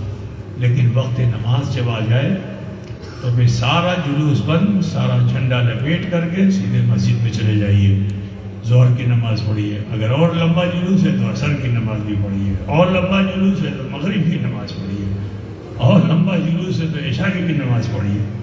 اس دن آپ کو اپنی عمل، اپنی عبادت کو دکھانا ہے۔ جلوس اسی لیے نکالا جاتا ہے کہ سال بھر جو آپ کی تربیت ہے، ٹریننگ ہے، اس کو آپ دکھائیے، شو کیجیے، تاکہ شوکت اسلامی کا اثر ہر کس و ناقص پہ ہو سکے۔ لیکن وہاں تو آپ اپنی حنک اور دھمک دکھانے کے لیے پہنچ جاتے ہیں، تو ایسا مت کیجیے گا۔ کوئی کسی طرح کا غیر مہذب عمل مت کیجیے گا، نعتیں پڑھیے لیکن بھنگڑا ڈانس مت کیجیے، سمجھ گئے آپ؟ معلوم ہو بڑا بڑا وہ اسپیکر لگا کے ناچتے ہیں لوگ، ایسی جگہوں پہ یہ عمل مت کیجیے گا۔ قرآن کی تلاوت کیجیے، نعت پڑھیے، یہ سب اچھی بات ہے، ٹھیک ہے۔ امید یہ ہے کہ آپ تمامی حضرات جو ہے شریعت کے مطابق آپ اپنا عمل اور کردار ایسا پیش کریں گے کہ جس سے دوسرے بھی متاثر ہوں، کہ مذہب اسلام کی جو جھلک انہوں نے، جھلکی کیا ہے، یہ کیا ہے؟ ایک جھلکی ہے۔ آپ کو اپنے مذہب اسلام کی جھلکی دکھانا ہے، تو اس جھلکی کو جو آپ پیش کریں گے، ہو سکتا ہے کہ کسی کا دل کا دروازہ کھل جائے اور وہاں اس کے دل میں بھی شوکت اسلامی آ جائے، اور اس کی زبان پہ بھی کلمہ لا الہ الا اللہ محمد رسول اللہ کا ورد بھی آ جائے۔ دعا کرتا ہوں اللہ تعالیٰ ہم سب کو پابند شریعت بنائے اور حضور صلی اللہ علیہ وسلم کا سچا عاشق بنائے۔ السلام علیکم۔